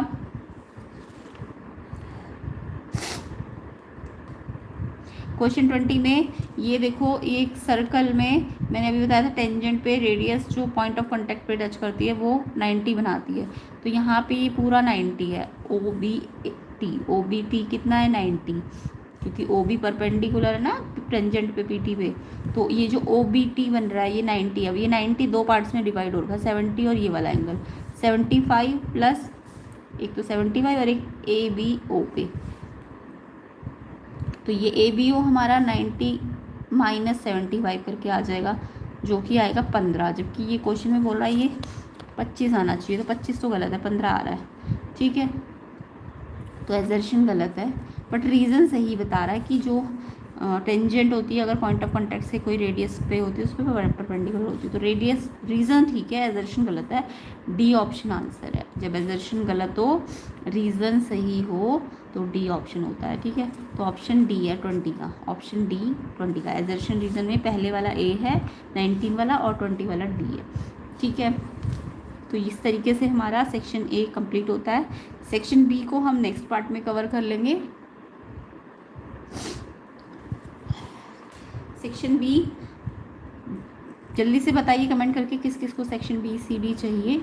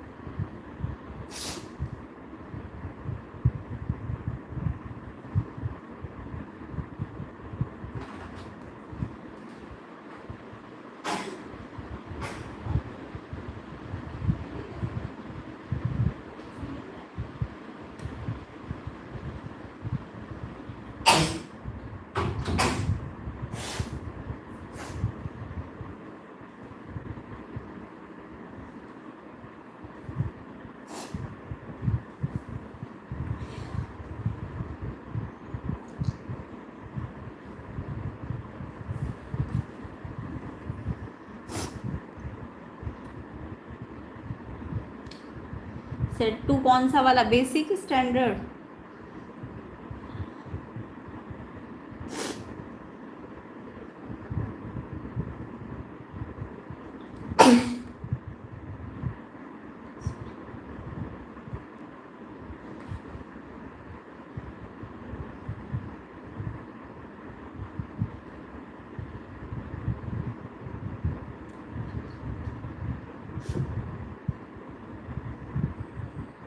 बेसिक का सेट टू ऑलरेडी हो चुका है। चैनल पेज पे जाइए, प्लेलिस्ट सेक्शन पे जाइए, सेट टू हो रखा है बेसिक का।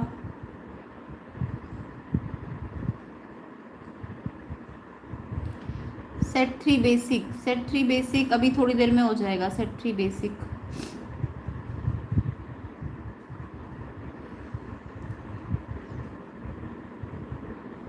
सेट थ्री का सेक्शन बी, सेक्शन बी कितने बच्चों को करवाना है? अभी ज़्यादा बच्चे हैं तभी करवाऊंगी, नहीं तो बाद में होगा। सब बताइए कितनों को सेट थ्री का, सेट थ्री का एमसीक्यूज कौन सा, बेसिक की स्टैंडर्ड?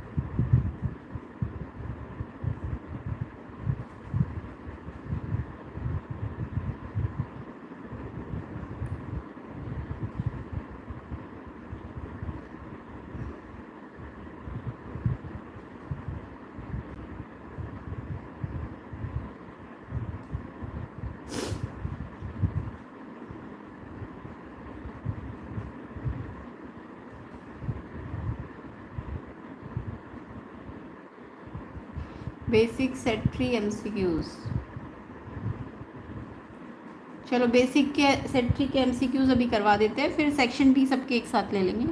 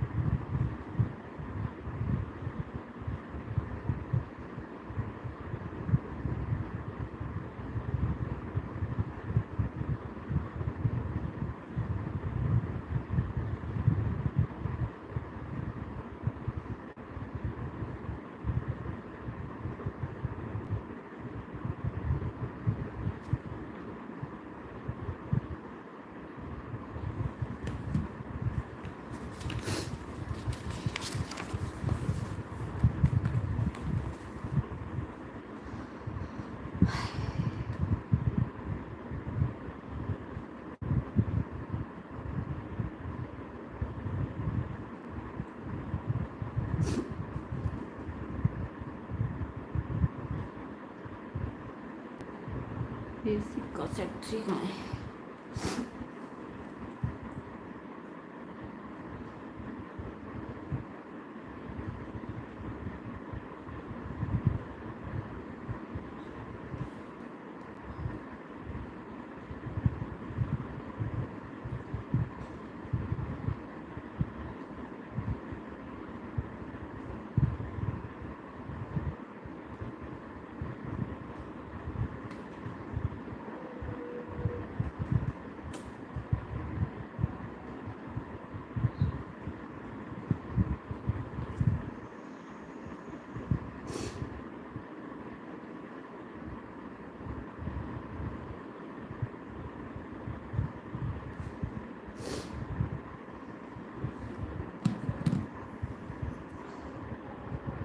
तो देख लीजिए बेसिक वाले सेट 3 के MCQs देख लीजिए।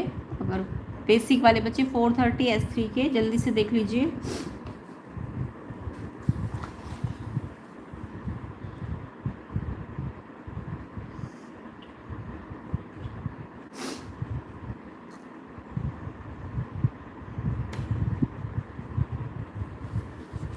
तो यहाँ पे सेक्शन ए 430 S3 बेसिक वाले बच्चे अपना ये क्वेश्चन पेपर देख लीजिए। Sine theta √2 - 1 cos theta first question. तो आपको पूछा है कि इसमें से कौन सी कंडीशन ठीक है। वीडियो को शेयर कीजिए ज़्यादा से ज़्यादा, शेयर कर दीजिए ज़्यादा से ज़्यादा। साइन थीटा √2 - 1 कॉस थीटा, ठीक है। तो यहाँ से आप टेन थीटा या कॉट थीटा बना सकते हो। मैं बनाती हूँ टेन थीटा बना लेती हूँ। तो साइन अपॉन कॉस होता है, तो कॉस को नीचे अंदर यहाँ पे, क्योंकि टेन थीटा अगर बनाना है तो साइन बाय कॉस होता है ना, साइन बाय कॉस। तो साइन तो है, कॉस को यहाँ डिवाइड में ले आइए, तो ये √2 - 1। अब साइन बाय कॉस क्या होता है, टेन थीटा, तभी तो टेन थीटा बनाने के लिए कॉस से डिवाइड किया है। ये कॉस को यहाँ लेके आए, तो टेन थीटा √2 - 1। ऑप्शन में कहीं है टेन थीटा √2 - 1? नहीं है ना कहीं भी। तो यानी कि आपको कॉट थीटा बनाना पड़ेगा फिर। तो कॉट थीटा अगर बनाना है तो साइन को उधर लेके जाइए। सेकंड ऑप्शन क्या है हमारे पास, कॉस थीटा। साइन को अगर मैं वहाँ लेके जाती हूँ तो √2 - 1 यहीं पे रहेगा और उधर 1 बच गया। नहीं, ये तो इसके साथ इंटू हो रहा था ना कॉस थीटा के साथ, उधर कुछ नहीं बचा तो 1 बचा। इसको हम यहाँ डिवाइड में लेकर ये ऐसे का ऐसी, और यहाँ 1 बचेगा क्योंकि डिवाइड में गया है। अब कॉस अपॉन साइन क्या होता है, कॉट थीटा, और ये √2 - 1 मल्टीप्लाई में यहाँ के डिवाइड में आ जाएगा। रेशनलाइज कर दो। रेशनलाइज कैसे करते हैं, ये माइनस है ना तो यहाँ पे ऊपर प्लस से ऊपर नीचे मल्टीप्लाई डिवाइड, ये रेशनलाइज होता है। अब ये a - b a + b, a - b a + b, a का स्क्वायर माइनस b का स्क्वायर, और ऊपर एज इट इज़ √2 + 1। अब √2 + 1, √2 का स्क्वायर 2, 1 का स्क्वायर 1, तो ये 2 - 1 1, तो ऊपर से √2 + 1 बचेगा। तो कॉट थीटा आपका √2 + 1, यानी ये वाला ऑप्शन तो दे रखा था ना, कॉट थीटा √2 + 1, बी ऑप्शन सही है इसका, क्योंकि टेन थीटा के पॉइंट ऑफ व्यू से मैंने निकाला तो √2 - 1 आ रहा, जो कि ऑप्शन में नहीं था, तो मैंने कॉट थीटा के पॉइंट ऑफ व्यू से निकाला तो √2 + 1 आ रहा है ना। हाँ, तो बेसिक का सेट 3 तो हो रहा है ये, बेसिक 430 सेट 3 है ये। कॉट थीटा कितना आएगा यहाँ पे, √2 + 1, पहला वाला √2 + 1 है आंसर। स्टैंडर्ड का सेट 3 अभी तो कराया था, अभी इससे पहले 10 मिनट पहले ऊपर प्रीवियस वीडियो को स्क्रॉल करो, सेट 3 के आंसर मिल जाएंगे आपको। तो कॉट थीटा क्या आ गया, √2 + 1, √2 + 1, बी ऑप्शन है पहले का आंसर, बी ऑप्शन है।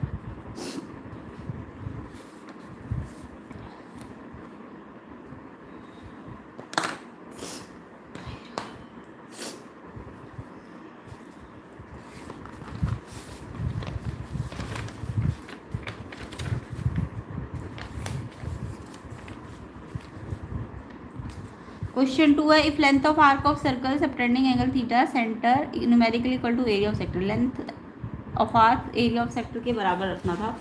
तो लेंथ ऑफ आर्क जब एरिया ऑफ सेक्टर के बराबर रखोगे तो क्या बनेगा, देखो length of arc area of sector के इक्वल रखोगे, लेंथ ऑफ आर्क का फॉर्मूला लो 2πr θ/360, आर्क ऑफ सेक्टर का फॉर्मूला लो πr² θ/360, क्योंकि सेम सर्कल है तो रेडियस सेम होगा, कट गया एक रेडियस, लेकिन यहाँ बचेगा क्योंकि स्क्वायर है, रेडियस से एक रेडियस कटेगा, एक बचेगा, थीटा से थीटा भी कटेगा, पाई से पाई भी कटेगा, 360 से 360 भी कट सकता है क्योंकि डिवाइड में है, ये सारे इनटू में तो कट जाते हैं। अब यहाँ एक रेडियस बचता है और यहाँ पे 2 बचता है, तो रेडियस 2 आ जाएगा, इसका बी ऑप्शन आंसर होगा। सेकंड का आंसर 2 यूनिट है, B. Question second 2 units, B option answer हो जाएगा। नेक्स्ट क्वेश्चन देखिए,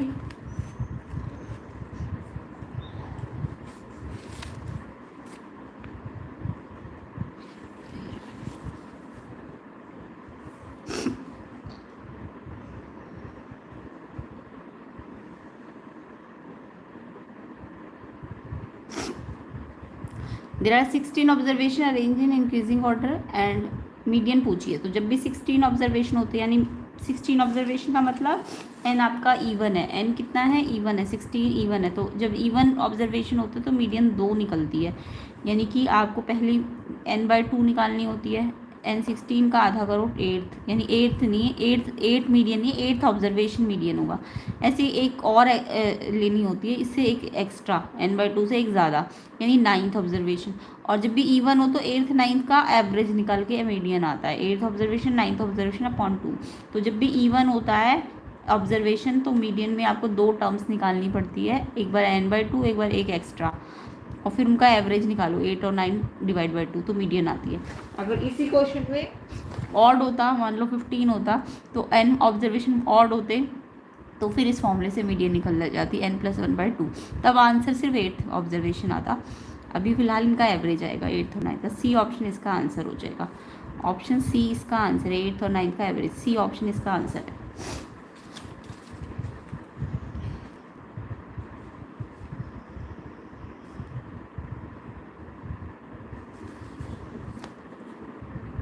सी ऑप्शन आंसर है। क्वेश्चन 4 देखेंगे, volume of sphere radius r 16 times the volume of hemisphere.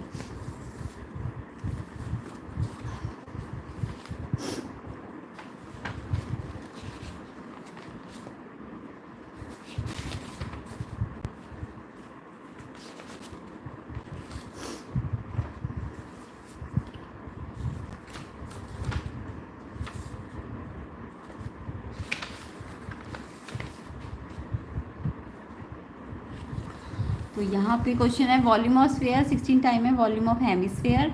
Volume of sphere का formula 4/3 πr, इसकी स्फीयर की रेडियस r बोली है, और हेमिस्फीयर की 2/3 होगा क्योंकि वॉल्यूम आधा हो जाता है, 2/3 π, और इसकी रेडियस हमें r रखने को बोली है, स्मॉल r। तो इसमें पाई से पाई काट दो, रेडियस कट नहीं सकती क्योंकि दोनों की रेडियस डिफरेंट है, 3 से 3 भी कट जाएगा। अब आपको आर और आर का रेशियो निकालना है, तो ये वाली स्फीयर पहले है तो स्फीयर की रेडियस ऊपर और इसकी रेडियस नीचे आ जाएगी, और दोनों में क्यूब है तो क्यूब इकट्ठा लगा सकते हो। और यहाँ बचेगा 16 × 2, और ये जो 4 है ये नीचे आ जाएगा, अब कट जाएगा तो 8/1, और यहाँ क्यूब है तो इसको क्यूब में बदल दोगे, 2 का क्यूब, तो r/r का रेशियो 2/1, 2:1 आ जाएगा। ऑप्शन बी इसका आंसर होगा। तो आंसर क्या आएगा? 2:1।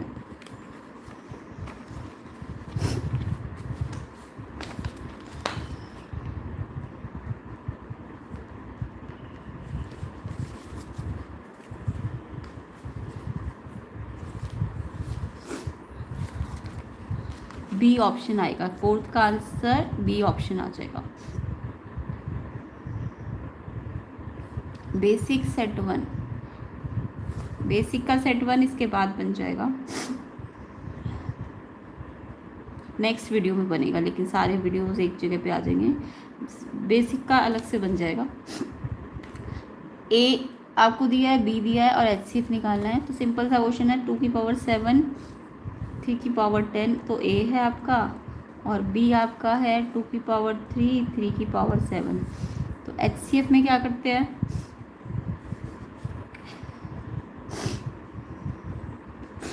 HCF में हम क्या करते हैं, HCF में हम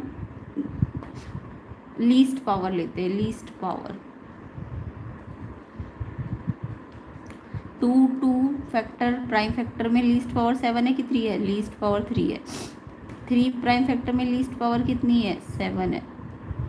लीस्ट पावर लेती है, एलसीएम में हाईएस्ट पावर होती है। अगर एलसीएम होता तब आंसर ये नहीं आता, तब आता 2 की पावर हाईएस्ट कितनी है, 7, और 3 की पावर हाईएस्ट कितनी है, 10, तब आंसर ये होता। अभी फिलहाल ये है, तो ये कहाँ पे है, किस ऑप्शन में, देखो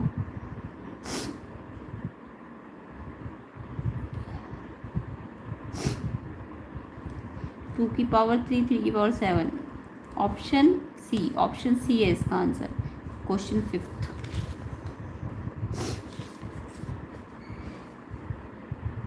ऑप्शन सी है इसका answer.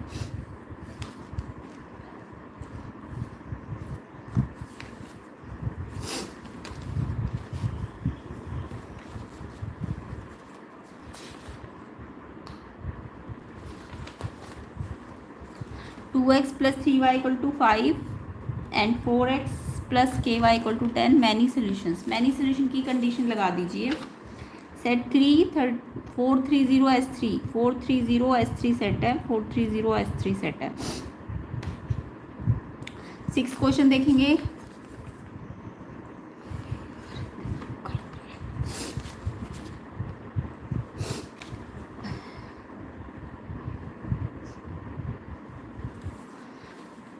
x plus 3y = 5, 4x plus ky = 10।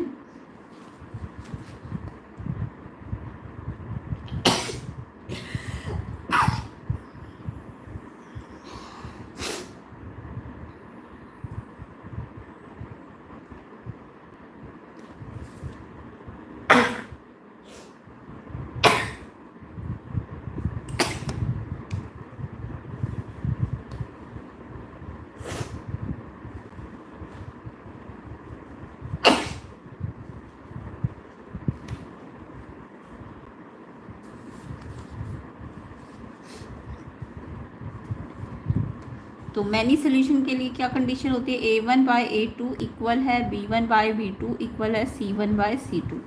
Many solution या कोइंसिडेंट लाइन की कंडीशन होती है। इनफाइनाइट सोल्यूशन का मतलब ये। अब A1 A2 क्या है, जो x के साथ है 2 और 4, B1 B2 जो y के साथ होते हैं 3/k, और C1 C2 कॉन्स्टेंट्स। कांस्टेंट ध्यान रखा करो, या तो राइट हैंड साइड पे होंगे दोनों के दोनों, या लेफ्ट पे होंगे। अगर यहाँ माइनस वगैरह के साइन होते तो यहाँ भी लेने पड़ते। अब या तो ये इसके इक्वल कर दो या ये इसके इक्वल, कहीं से भी निकाल सकते हो। ये कट जाएगा ना, 2 1 जा 2 2 जा, ये भी कट जाएगा। ये दोनों ही हाफ है तो 3/k को हाफ के इक्वल कर दो तो k निकल जाएगा, क्रॉस मल्टीप्लाई। k 1 जा k, 3 2 जा 6, k की वैल्यू 6 आ जाएगी, k की वैल्यू 6 आ जाएगी। डी ऑप्शन आ जाएगा आंसर, डी ऑप्शन आंसर है क्वेश्चन 6 का।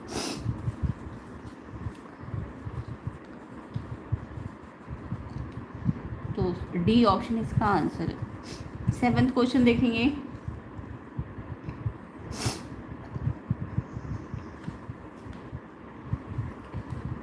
सेंटर सर्कल का दिया है, एक एंड पॉइंट दे रखा है, दूसरा निकालना है।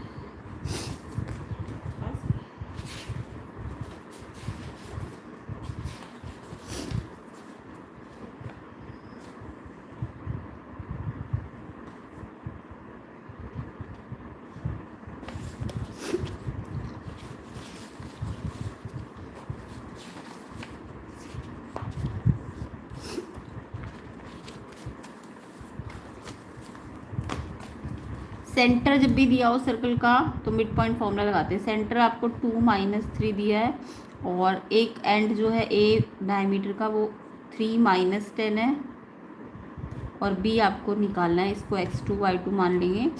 अब ये जो अंदर का पॉइंट होता है सेंटर वाला वो xy होता है। मिड पॉइंट फॉर्मूला लगाते हैं क्योंकि सेंटर बीच में होता है ना डायमीटर के।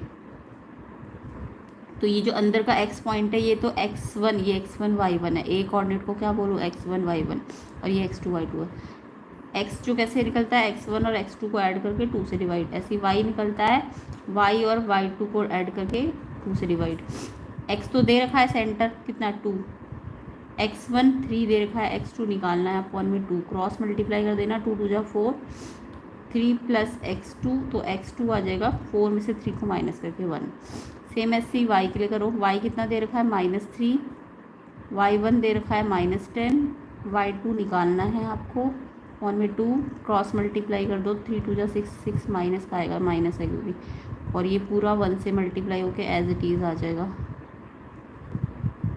y2 निकल जाएगा -6 तो अपनी साइड पे है, अपना साइन देगा, -10 यहाँ के प्लस हो जाएगा, +10 -6 प्लस का 4 बड़ा जो साइन है उसका लगेगा। तो x2 1 आया और y2 4 आया तो 1 4 इसका आंसर हो जाएगा। सी ऑप्शन, सी ऑप्शन इसका आंसर है। पहले x लिखना है बाद में y, तो 1 4 सी ऑप्शन इसका सही है।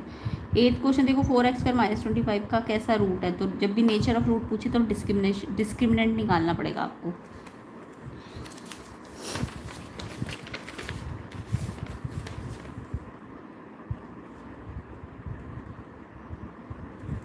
तो जब भी आपको बोले कैसे रूट है, रियल, डिस्टिंक्ट, नॉन रियल या इक्वल, तो आपको डी डिस्क्रिमिनेंट निकालना पड़ता है। डी कैसे निकलता है, डी होता है आपका b² - 4ac। अब ये ac 4 abc कहाँ से लाए, तो कोई भी equation ax² bx + c form में होती है क्वाड्रेटिक, क्योंकि क्वाड्रेटिक है ना ये, तो इस फॉर्म में होती है। कंडीशन भी होती है कि x² के साथ a जो होगा वो नॉट इक्वल टू 0, यानी x² का जो भी कोफिशिएंट है वो 0 नहीं होना चाहिए, ये कंडीशन के साथ। अब a क्या है जो x² के साथ है, x² के साथ यहाँ 4 तो a 4 है। b क्या है जो x के साथ है, बट bx तो यहाँ पे कहीं है ही नहीं, x वाली टर्म, तो b कितना माना जाएगा, जब वो टर्म ही नहीं है तो 0 माना जाएगा। हाँ अगर सिर्फ x होता तो उसके आगे 1 होता तो 1 लेते, बट यहाँ x की टर्म ही नहीं है तो 0 है, x b 0 है। c कांस्टेंट टर्म को कहते हैं 25 माइनस का है, 25 लिख लेना बस, साइन जो लगा है वो भी लगाना है। अब d निकाल लो, b² b कितना है 0, 0 का स्क्वायर, 4 a कितना है 4 और c कितना आया -25, 0 का स्क्वायर 0, 4 4 जा 16, 16 को 25 से मल्टीप्लाई करो,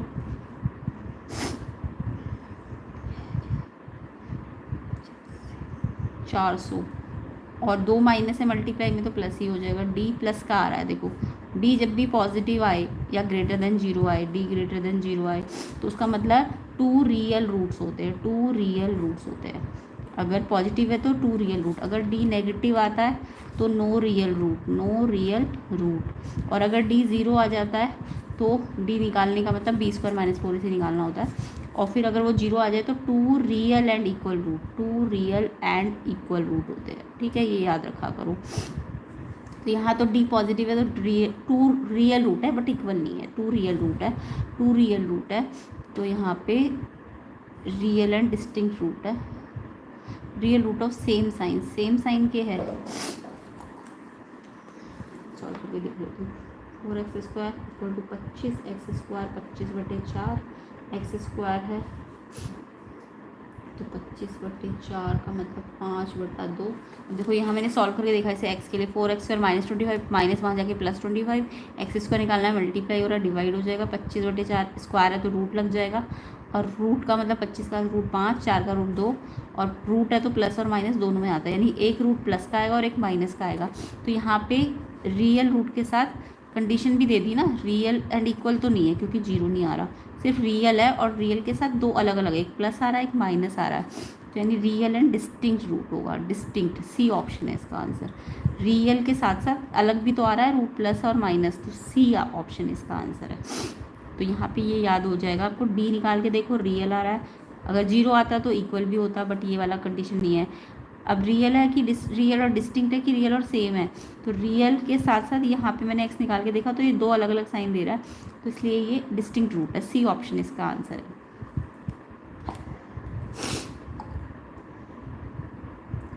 नेक्स्ट क्वेश्चन देखिए 9th। ए डी ई अगर बी सी के पैरेलल है तो बी पी टी लगा दो, A D upon B D, A E upon E C. कहाँ पे दिया, A D upon B D, A D upon B D, ये वाला ठीक है, A D upon B D, A E upon A C, C option ठीक है इसका।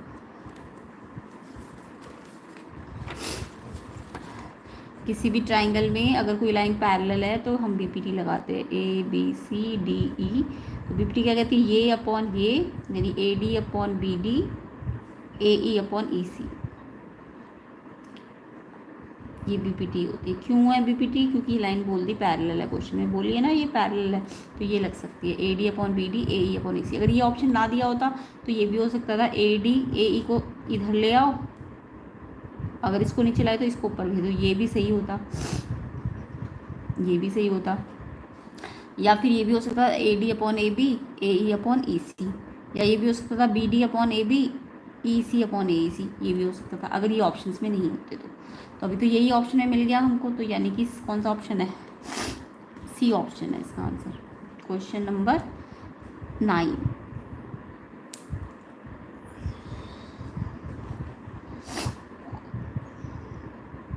Tenth question, a line which intersect circle two distinct point. जब भी कोई लाइन सर्कल को इंटरसेक्ट करके जाती है, उसको सीकेंट कहते हैं, बट अगर सर्कल को टच करके जाती है तो उसे टेंजेंट कहते हैं। तो अभी तो इंटरसेक्ट करके जा रही है, सीकेंट है इसका आंसर, ऑप्शन सी। क्वेश्चन 10 का answer option C, secant. Question 11, 10A दिया है और ये निकालना है आपको। 10A दिया है, पहले 10A दिया है और मुझे sine square cos square sec के निकालना है, तो पहले इसे सिंप्लीफाई करते हैं। 10A तो हमको दे रखा है 3/4 है ना। अब जो हमें दिया हुआ है हम सिंप्लीफाई करेंगे, साइन स्क्वायर ए प्लस कॉस स्क्वायर ए अपॉन में सेक के। Sine square plus cos square 1 होता है, 1 अपॉन सेक के, और 1 अपॉन सेक कॉस होता है ना, 1 अपॉन सेक क्या होता है, कॉस। अब ये 10 क्या होता है, p/b। अब ये अगर मैं राइट एंगल ट्राइंगल बनाऊँ और ये ए एंगल यहाँ पे है ना, तो ए को अगर मैं यहाँ पे ले लूँ तो जहाँ ए होगा वहाँ बेस होगा, है ना, जहाँ एंगल होगा वहाँ बेस होगा, क्योंकि ए है तो ए मैंने यहाँ लिया तो ये बेस है। ये ए के अपोजिट साइड को परपेंडिकुलर बोलेंगे और 90 के अपोजिट को हाइपोटेन्यूज। तो ये p/b है, p कितना है 3 की जगह 3 के लेते हैं, 4 है तो ये 4 के हुआ बेस, तो ये पाइथागोरस से ये 5 के आ जाएगा, लगा के देख लेना। तो कॉस क्या होता है, कॉस होता है b/h। b कितना है हमारा 3k, और ये हाइपोटेन्यूज कितना आ गया 5k, k से कट गया 3/5 आंसर हो जाएगा, सी ऑप्शन। क्वेश्चन 11 का आंसर सी ऑप्शन हो जाएगा।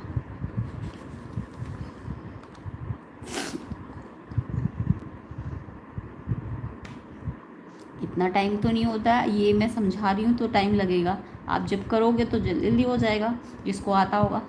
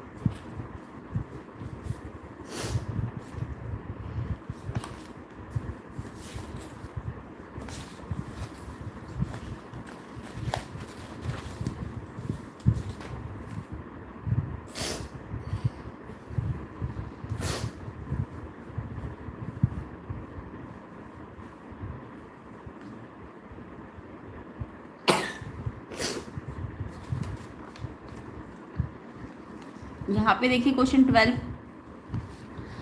एक कार है जो 30 मीटर हाई टावर से क्या हो रही है, एक car moving away from the base of, ये टावर है, ये इसका बेस है, बेस से कितना दूर चली गई 10√3, और टावर की हाइट 30 दी है, कितना दूर चली गई 10√3।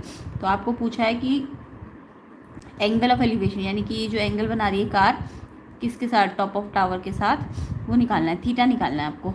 तो यहाँ पे आपको परपेंडिकुलर, ये एंगल यहाँ है तो ये परपेंडिकुलर होता है, और एंगल के साथ बेस होता है, ये हाइपोटेन्यूज होता है। तो आपको ये पता है, ये पता है, आपको ये निकालना है। तो आप ये रेशो ले लो, P/B tan थीटा होता है। अब इसे कैंसिल कर देना, 10×3 = 3/√3, रेशलाइज कर देना √3 से ऊपर नीचे, तो √3 3 बन जाएगा, और ये 3 से 3 कट गया √3, tan थीटा √3 आया, मेरे को थीटा निकालना है। तो इस √3 को 1060 लिखो, तो 10 से 10 हट गया, थीटा आ जाएगा 60। डी ऑप्शन इसका आंसर है, डी ऑप्शन इसका आंसर है। Question number 12।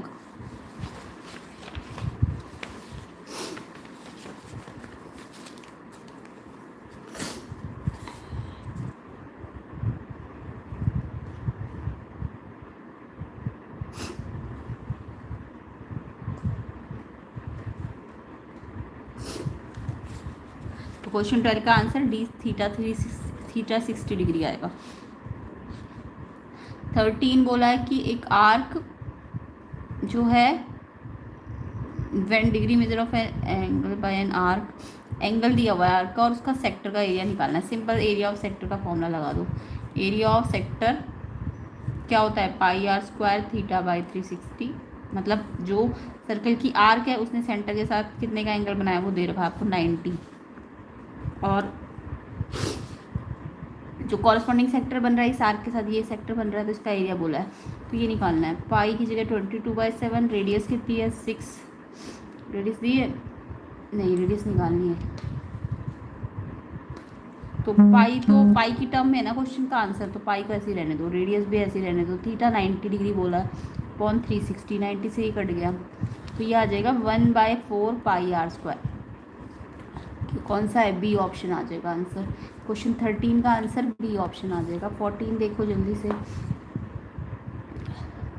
Probability of selecting random 2 digit number from the first 100 natural number. First 100 natural number से 2 डिजिट नंबर को सिलेक्ट करने की प्रोबेबिलिटी। फर्स्ट 100 नेचुरल नंबर यानी 1 से स्टार्ट होंगे, 1 2 3 से लेके 100 तक होंगे, है ना। अब हमको 2 डिजिट नंबर चाहिए, तो 2 डिजिट नंबर तो 10 से स्टार्ट होगा। 2 डिजिट नंबर कहाँ से स्टार्ट होगा, 10 से 11, 11 से लेके कहाँ तक जाएगा, 99 तक जाएगा।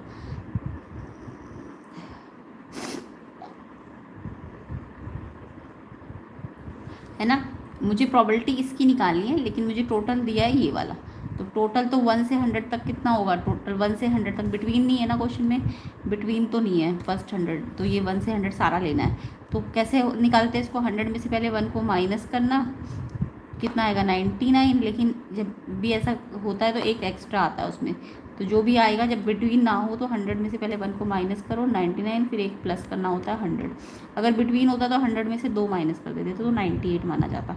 अभी आएगा 100, टोटल कितने आपके 100, और अब 10 से लेके 99 2 डिजिट की प्रोबेबिलिटी निकालनी है ना। प्रोबेबिलिटी किसकी निकालनी है, 2 डिजिट की। अब 2 डिजिट के कितने नंबर है, 10 से लेके 99।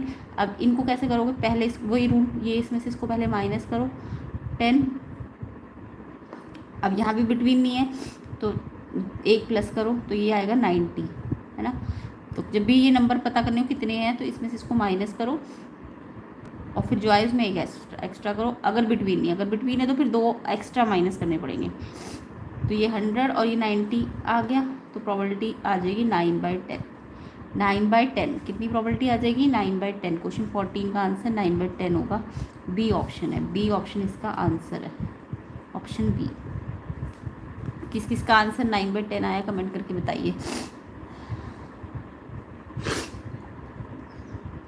वीडियो को ज़्यादा से ज़्यादा शेयर कीजिए, सेक्शन बी सी डी आपको जल्दी जल्दी मिलेगा, ज़्यादा ज़्यादा अपने फ्रेंड्स को शेयर कर दीजिए।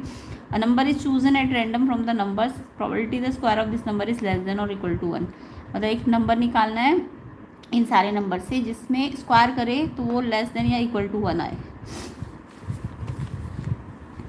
यानी ये नंबर है मेरे पास -3 -2 -1 0 1 2 3, यानी टोटल नंबर है 1 2 3 4 5 6 7, 7 में से क्या निकालना है हमको, लेस देन और इक्वल टू 1, स्क्वायर जो है लेस देन और इक्वल टू 1 आए।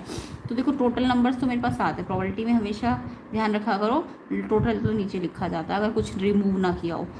तो अब मेरे को क्या करना है, जो प्रोबेबिलिटी निकालनी है, स्क्वायर जो है नंबर का वो लेस देन और इक्वल टू 1 हो, लेस देन और इक्वल टू 1 हो, है ना, इसकी प्रोबेबिलिटी निकालनी है। तो इन नंबर्स का पहले मैं स्क्वायर करूँ, -3 का स्क्वायर तो ये कितना आएगा 9, ये तो लेस देन और इक्वल टू 1 थोड़ी ना है, 1 और 1 से लेस होना चाहिए, ये तो 9 है 1 से बड़ा आ रहा, तो ये तो नहीं लूँगी मैं।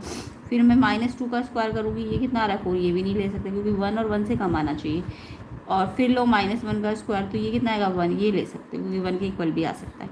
फिर 0 का स्क्वायर करो, वो 0 आ जाएगा, ये भी ले सकते हो, 1 से कम भी ले सकते हो ना।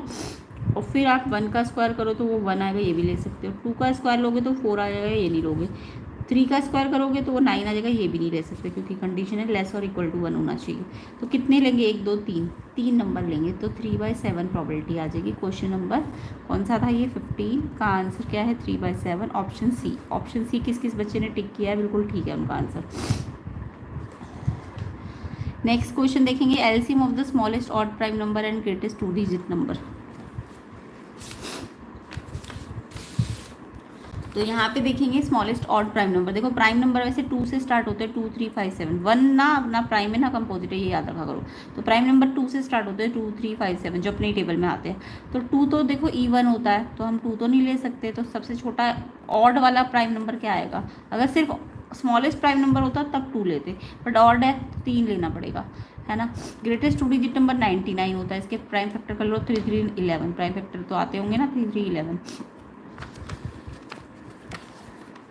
अब आपको एलसीएम निकालना है, तो हाईएस्ट पावर 3 की हाईएस्ट पावर यहाँ 2 है, यहाँ 1 है, तो 2 लेनी है। 11 एक बार है, यहाँ है ही नहीं, तो एक बार लेना पड़ेगा क्योंकि हाईएस्ट पावर में 11 एक बार तो हाईएस्ट है ना।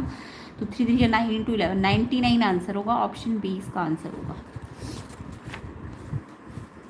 क्वेश्चन नंबर 16 का आंसर क्या आएगा, 3 और 90, ये स्मॉलेस्ट प्राइम नंबर था, ये ऑड प्राइम था, और ये आपका ग्रेटेस्ट 2 डिजिट था। इनका एलसीएम निकाला हमने, तो ये आएगा 3 2 बार और 11 एक बार, यानी कि 99 एलसीएम आ जाएगा, जो कि होगा option number B. Option B इसका आंसर है, ठीक है।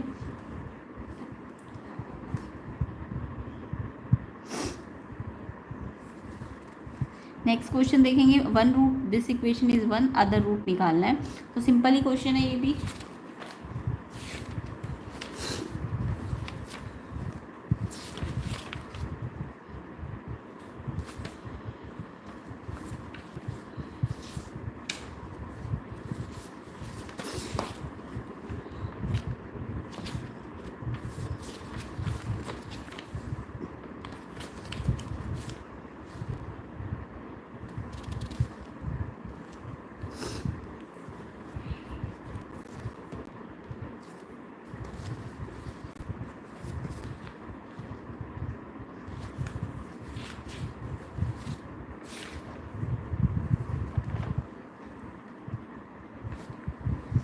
तो यहाँ पे x² - 4x + 3 क्वाड्रेटिक इक्वेशन है, तो इसको पता है आपको, मिडिल स्प्लिट करके भी आप इसे सॉल्व कर सकते थे।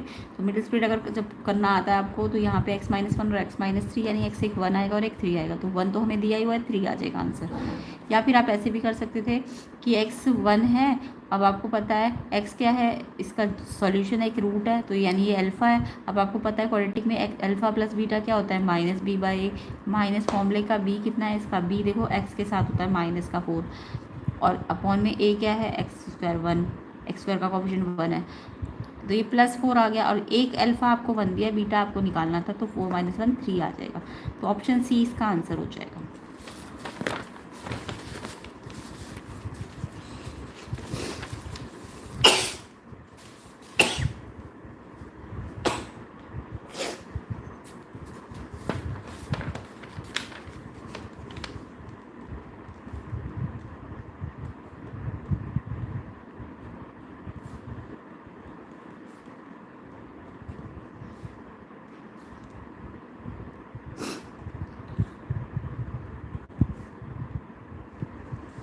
तो यहाँ पे सॉल्व करोगे इसे, तो x - 1 x - 3 x1 भी होगा और x3 भी होगा, तो 1 तो दिया है, 3 आ जाएगा दूसरा वाला रूट। दूसरा रूट कितना आ जाएगा? 3, ऑप्शन नंबर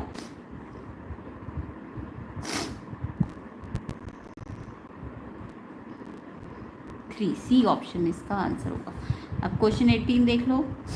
18 कौन सा क्राइटेरिया सिमिलैरिटी में नहीं है? सिमिलैरिटी में कितने क्राइटेरिया होते हैं? एक एंगल एंगल एंगल वाला क्राइटेरिया होता है, एक 2 एंगल वाला क्राइटेरिया भी हो सकता है, तीसरा एंगल अपने आप इक्वल हो जाता है, और तीसरा आपका साइड एंगल साइड, यानी 2 साइड का रेशो और उनके बीच का एंगल, और 2 एंगल नहीं या तीनों साइड्स का रेशो। ये 4 क्राइटेरिया होते हैं बस। ये तो सेम ही क्राइटेरिया है, ये 2 और एक्स्ट्रा है ना। तो इसमें RHS वाला क्राइटेरिया काम करता है ना? हाँ, RHS वाला क्राइटेरिया यहाँ काम नहीं करता है। तो ये वाला क्राइटेरिया सिमिलैरिटी में नहीं होता, कॉन्ग्रुएंसी में होता है। तो RHS वाला नहीं है, नॉट वाला पूछा है ना, डी ऑप्शन। डी ऑप्शन इसका आंसर होगा, डी ऑप्शन।